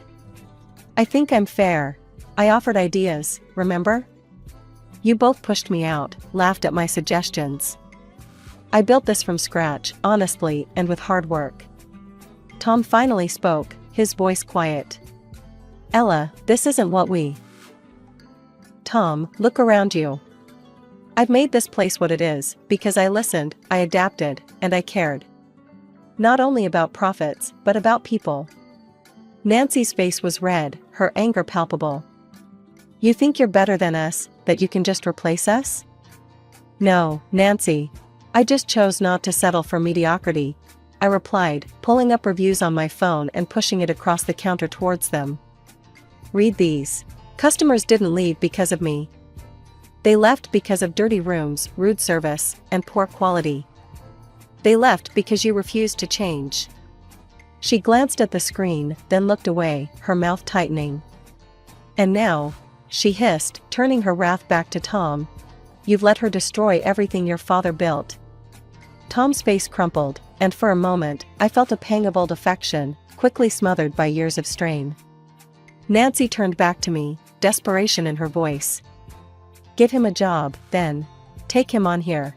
We're drowning in debt. We're going to close down." I looked at Tom, seeing the man I once loved, the man who sided with his mother against me when I needed him most. "I'm sorry, Tom. I'm running a business, not a charity. Please leave my property, or I will have to call the police." They left, Nancy muttering under her breath, Tom silent. Watching them go, I felt a chapter close, one filled with hard lessons and tougher resolutions. Since then, my laundry continued to thrive. Word of mouth and positive online reviews kept new customers coming. I eventually decided to leave the clinic altogether, pouring my heart into this venture that had started as a challenge and turned into my passion. So, there I was, elbow deep in a bin of discounted scarves at Maribel's, my workplace and practically my second home, when I first heard his voice. "Hey, is this the line for the register, or are you just guarding the best deals for yourself?" I popped my head up, a bit annoyed at first. After all, snagging the best bargains required focus. But then I saw him, James, with a crooked smile and a camera slung around his neck. "No line here," I said, standing up and straightening my blouse, a vintage find I was particularly proud of. "Just making sure none of these treasures slip away." He laughed, a nice, easy sound. "Mind if I dive in?" "I'm looking for something to jazz up a shoot. I'm a photographer." "I could tell by the camera," I said, and we both laughed. It was a straightforward conversation, nothing fancy, but it clicked right away. James had an eye for style, which I guessed came with his job. As we talked, he mentioned he was at Maribel's to pick out accessories for a fashion show shoot. I told him about my knack for putting together killer outfits from sale items and leftovers. We chatted more about fashion, photography, and our favorite spots in the city to find hidden gems. Before we knew it, an hour had passed and we were still rifling through the bins together. "You know, you should come to the fashion show this weekend," James suggested. "See what I do with these scarves you helped me pick." I hesitated for a moment. I wasn't used to getting invites to shows, usually just cleaning up after them at the store. But something about James's straightforward manner made me want to say yes. "All right, I'll come. It'll be nice to see the scarves in action instead of folded up in a bin." "Great," he said, his eyes lighting up. "It's a date then." "Well, not a date, unless you want it to be." We exchanged numbers and went our separate ways, but not before he bought a ridiculously flamboyant scarf that I had jokingly suggested. The rest of my day at Maribel's flew by. I couldn't stop thinking about how natural it felt to talk to James. It wasn't just his looks, though. Okay, he was pretty cute. It was the way he seemed genuinely interested in what I had to say. And in a world where fashion could be all about the price tag, his appreciation for my budget-savvy skills felt refreshing. The weekend couldn't come fast enough. I found myself looking forward to seeing James again and curious about the fashion show. True to his word, James met me outside the venue, his camera in hand, ready to capture the event. The show was fantastic, the models looked stunning, and the scarves we'd picked out added just the right pop of color. Afterward, James and I headed to a cozy cafe nearby to talk more over coffee. Sitting across from him, I felt a connection that was hard to ignore. We talked about everything, from our favorite bands to our shared passion for thrift shopping. James laughed at my tales of epic sale conquests. "You really have an eye for this," he said, stirring his coffee. "Ever thought of doing it professionally?" "Every day of my life," I admitted. "But it's tough to break into styling full-time without the right connections." Things moved quickly after that. Before I knew it, James was introducing me to his family. His parents were warm and welcoming, which eased my nerves a bit. His mom, Linda, hugged me right away, and his dad, Mark, was all smiles as we sat down for dinner at their place. "You have a lovely home," I complimented, genuinely impressed by the cozy decor. "Thank you, dear," Linda replied. We tried to make it welcoming. Dinner was going smoothly until Claire, James's younger sister, walked in. She was the complete opposite of the warm reception I'd received so far. Dressed to the nines, she eyed my outfit, a chic ensemble I'd snagged at a fraction of the cost, and smirked. "So, you're the girl James can't stop talking about," Claire said, her voice dripping with a mix of curiosity and disdain. "I guess I am," I responded, trying to keep the atmosphere light. Our conversation was interrupted by Mark's compliment about my outfit. "You look wonderful tonight, Elise. James tells us you're quite the bargain hunter." Proudly, I said. "Thank you. Yes, I love finding good deals. Makes fashion more fun when it's like a treasure hunt." Linda nodded in approval, but Claire just rolled her eyes. I couldn't stand wearing something so economical. I prefer the finer things in life, not leftovers from a clearance bin. Mark frowned slightly at his daughter's rudeness. "Claire, you could learn a thing or two about saving from Elise here." "Oh, please," Claire scoffed. "I'm not about to pinch pennies and miss out on the best. Life's too short for second-hand silk." The table went quiet. I felt my cheeks burn with embarrassment. James, meanwhile, just gave Claire a weak smile and didn't say a word. It stung that he didn't stand up for me. After dinner, as we were leaving, I couldn't hold back any longer. James, why didn't you say anything? Your sister was outright rude. He sighed, a look of discomfort crossing his face. Look, Elise, I know Claire can be a bit much, but she's my sister. I have to stick by her, you know? But sticking by doesn't mean you let her walk all over me, or anyone, for that matter, I countered, frustrated. James ran his hands through his hair. It's complicated. We've always been close, and I don't want to stir up drama. Let's just ignore her comments, okay? I nodded, not quite satisfied, but willing to let it go for the moment. However, deep down, I knew this was something we'd have to address sooner or later. If things were going to move forward with James, he needed to know that I wasn't just going to roll over and take that kind of treatment, not from Claire or anyone else. Things with Claire went from bad to worse after that dinner. It was like she had it out for me, finding every opportunity to dig into my lifestyle and choices. One sunny afternoon really highlighted the tension between us. I was on my way to check out a sale at a high-end boutique when I heard someone call out in a loud, mocking tone. There she goes, bargain bin queen herself.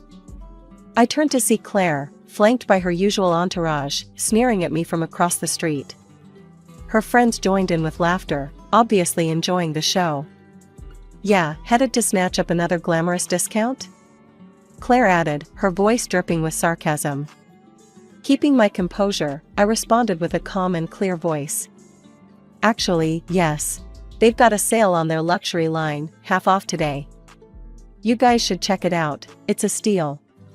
To my surprise, Claire's friends paused, exchanging looks. One of them, a tall girl with sharp features, seemed genuinely interested. Really? Half off? That sounds like a great deal actually. Yeah, let's go see, another chimed in, and just like that, the group crossed the street towards me, leaving a fuming Claire behind. She huffed and stomped her foot, clearly not used to being ignored. But the confrontations weren't limited to the streets, they followed me to work. One particularly busy day at Maribel's, Claire strutted in, her demeanor as haughty as ever. She browsed through the racks of new arrivals, then came straight to the register where I was helping another customer. Hey, I need a favor, she said loudly, cutting off the person I was assisting. Can you give me a discount on this? She asked, holding up a sleek, expensive-looking dress from our latest collection. I'm sorry, Claire, but that's a new arrival. We don't have discounts on the latest collection, I explained, trying to keep my professional tone. Come on, Elise. We're practically family. You can make an exception, she insisted, her voice edged with entitlement. That's not how it works, Claire.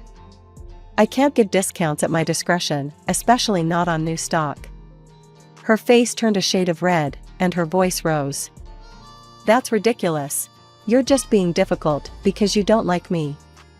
I'm going to talk to James about this. Feel free to do so, but our store policy won't change, I replied firmly, handing her back the dress.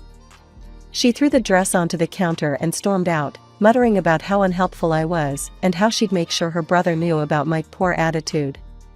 True to her word, James called me that evening, his tone frustrated. Elise, my sister came home really upset today. Why wouldn't you help her out?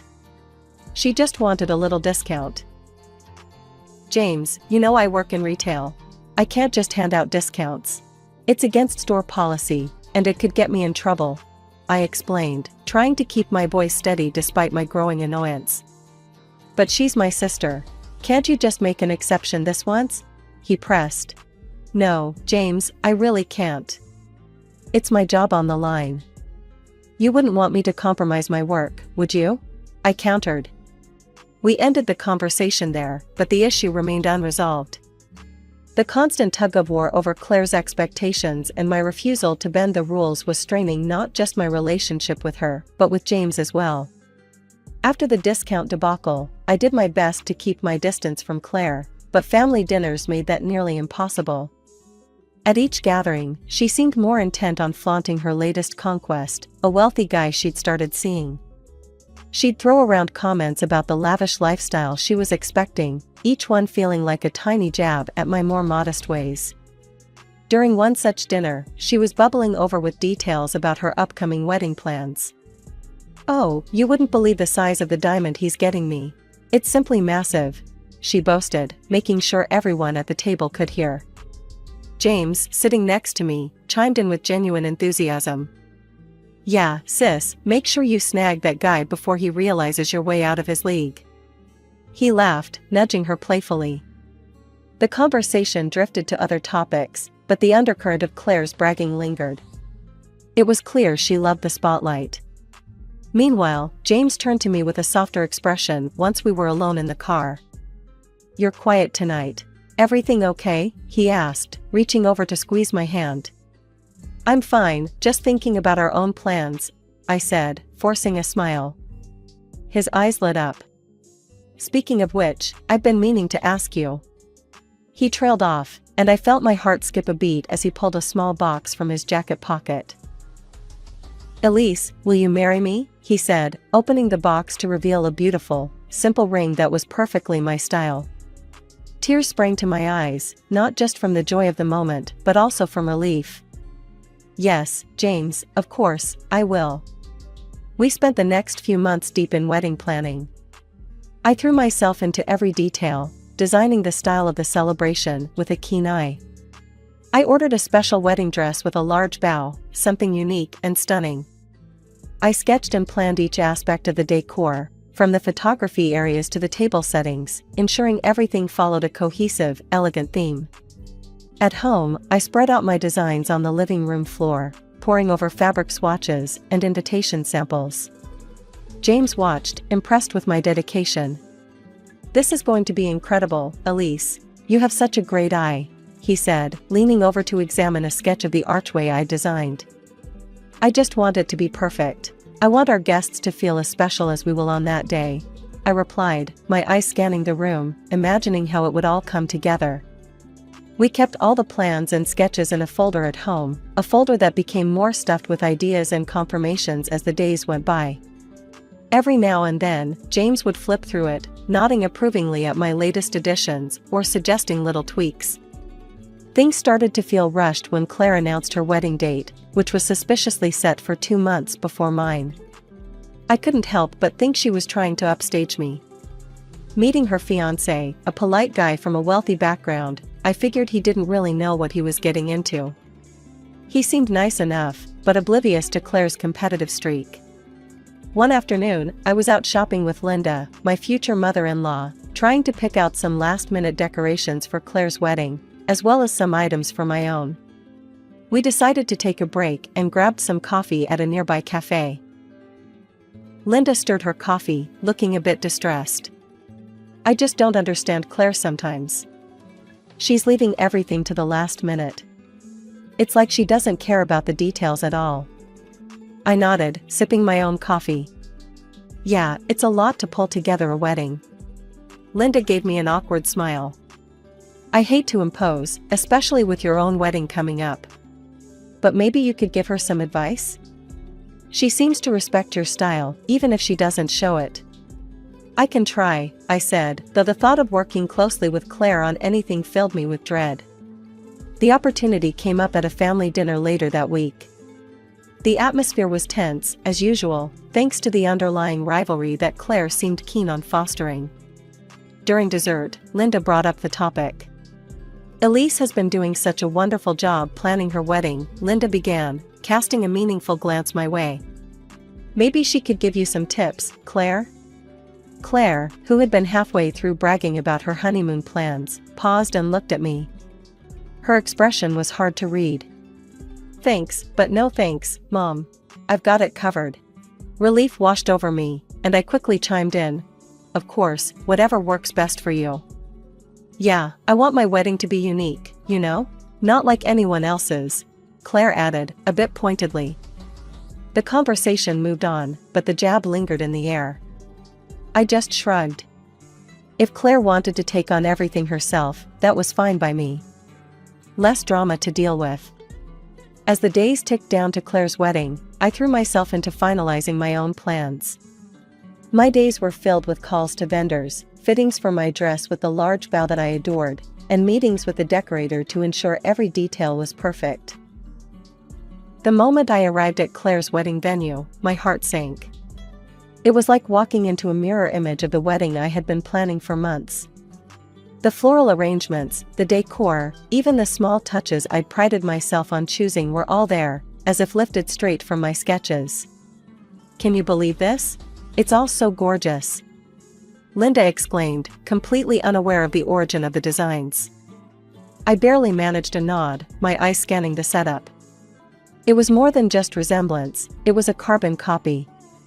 My mind raced, trying to understand how this could have happened.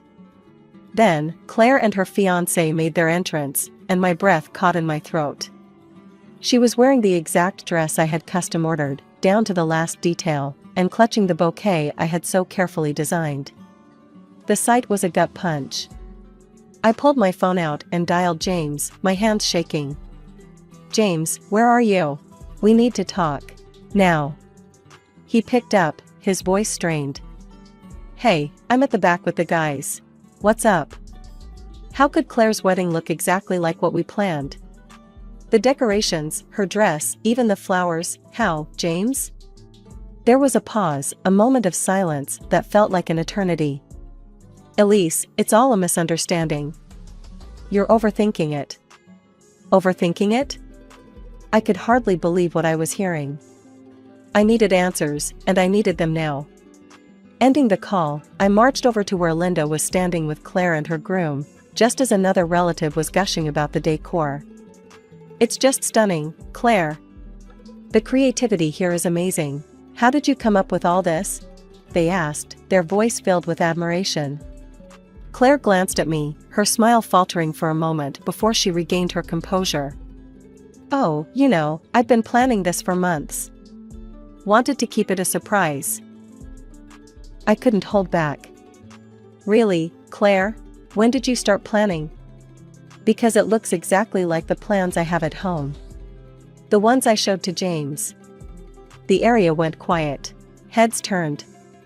Claire's face turned a shade of red, but it was James's reaction that caught my attention. He hurried over, his expression pleading. "Elise, let's not do this here. It's her big day," he whispered, trying to lead me away by the elbow. Ignoring his attempts, I pressed on. "No, James. I want to know why our wedding, has been replicated here today." Linda, looking between us, finally spoke up. "What's going on? Elise, are you saying these are your ideas?" "Yes," I said firmly. "Every single one of them. And the dress. That's my dress, the one I chose for our wedding." The crowd murmured, and Claire's husband looked between us, confusion written all over his face. James finally spoke, his voice calm but cold. "Elise, the wedding is months away. I thought it wouldn't matter."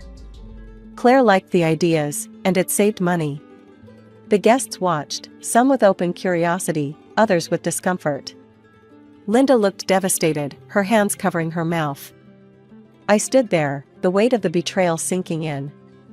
Not just Claire's, but James's, the man I was supposed to marry, who had so casually handed over my dreams to appease his sister. "James, how could you think it's okay to give my wedding dress to your sister?" I demanded, my voice sharp enough that it drew more eyes toward us. "It's just a dress, Elise," he replied, his tone dismissive, which only fueled my anger. "You can wear it again, and no one will remember by the time we have our wedding. It's not a disposable item." My shock at his response was palpable. "Not disposable? That's not the point, James. It's about respect, about the promises we made to each other. How could you disrespect me like this, for her?" I gestured toward Claire, who stood a few feet away, a smug smile playing on her lips. Seeing my distress, she couldn't resist gloating. "I just wanted to look beautiful today, and I did. Thanks for the dress, by the way. It's nice to know I'll wear it before you do, makes it extra special, doesn't it?" Her words were like a slap in the face. The crowd murmured, some in shock, others unsure of where to look. I'm not doing this, James. I can't marry someone who thinks so little of me, someone who sacrifices my happiness for his sister's whims, I said loudly, my voice steady despite the turmoil inside. Before he could respond, his parents stepped forward. Linda looked heartbroken. Mark's face was set in a hard line of disapproval. James, what you did was wrong. You should have stood by Elise, not undermine her, Linda said, her voice tinged with sadness. Mark chimed in, his tone harsh. And Claire, we are ashamed of your actions. Stealing someone else's ideas, gloating about it. That's not how we raised you. Finally, the groom's parents, who had been quietly observing, spoke up, their words grave and full of disappointment.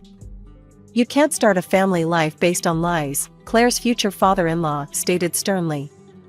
Hearing this, Claire lost any semblance of control. I don't care about any of you. I'll do what I want, she screamed at her in-laws, her voice shrill and filled with defiance. It was the last straw for her groom. He stepped up to the microphone, his voice loud and clear. I can't do this. I can't marry into deceit. He looked directly at Claire, his decision firm. I'm sorry, but there will be no wedding today. The reaction was immediate. Claire's face crumpled, and she started yelling at him, at her parents, at anyone who would listen. James, ever the peacemaker, tried to soothe her, but the damage was done. His parents looked on, dismayed and disappointed. This is all your fault, Elise. James spat out, his words laced with blame. You ruined my sister's wedding day. No, James, I said, my voice calm but cold. Claire ruined her own wedding day. And you chose not to see what was happening because you didn't want to upset her. I walked out, not looking back, the sound of arguing fading behind me. As I stepped outside, the cool air felt like a balm. I was free from the twisted loyalties and deception that had marred what should have been a joyful occasion. Breaking up with James was like ripping off a band-aid. It hurt like hell at first, but it was necessary for healing. After the disastrous end to Claire's non-wedding, I realized I couldn't just let it all slide. There were too many expenses piled up, too many plans trashed, because of what James did. So, I got myself a lawyer. The day of the hearing, the courtroom was tense. The judge called the session to order, and my lawyer laid out the case, presenting receipts, contracts, and testimony from various vendors. But the turning point came when Linda, surprisingly, agreed to testify. Her presence gave me a jolt of confidence. Linda, can you tell the court about the events leading up to the wedding that didn't happen? My lawyer asked. Yes, Linda started, her voice steady, but filled with regret. My son gave his sister the wedding dress and decorations that were meant for Elise's wedding. It was done without Elise's consent. I was very disappointed. And in your opinion, did this action directly affect Elise's decision to cancel the wedding? The lawyer continued. It did. It was the last straw for her, and honestly, I can't blame her, Linda replied, casting a sad glance my way. The judge nodded, jotting down notes. James's lawyer tried to paint it as a minor misunderstanding, but the evidence was overwhelming. After a long deliberation, the judge ruled in my favor. The court finds for the plaintiff. It is clear that the actions of the defendant led directly to the financial losses and emotional distress suffered by Ms. Elise. With the compensation I received, I did something I should have done years ago. I enrolled in a stylist course specializing in wedding fashion. The money helped me quit my job at Maribel's, giving me the freedom to focus entirely on building my dream career. Months later, my phone buzzed with appointment requests and messages from clients. My services were in demand, my ideas fresh and respected. One afternoon, while arranging some portfolios, my phone rang. It was Linda. Elise, I just wanted to say. I just wish things could have been different, you know, with James and everything. Me too, I said, though part of me wasn't sure.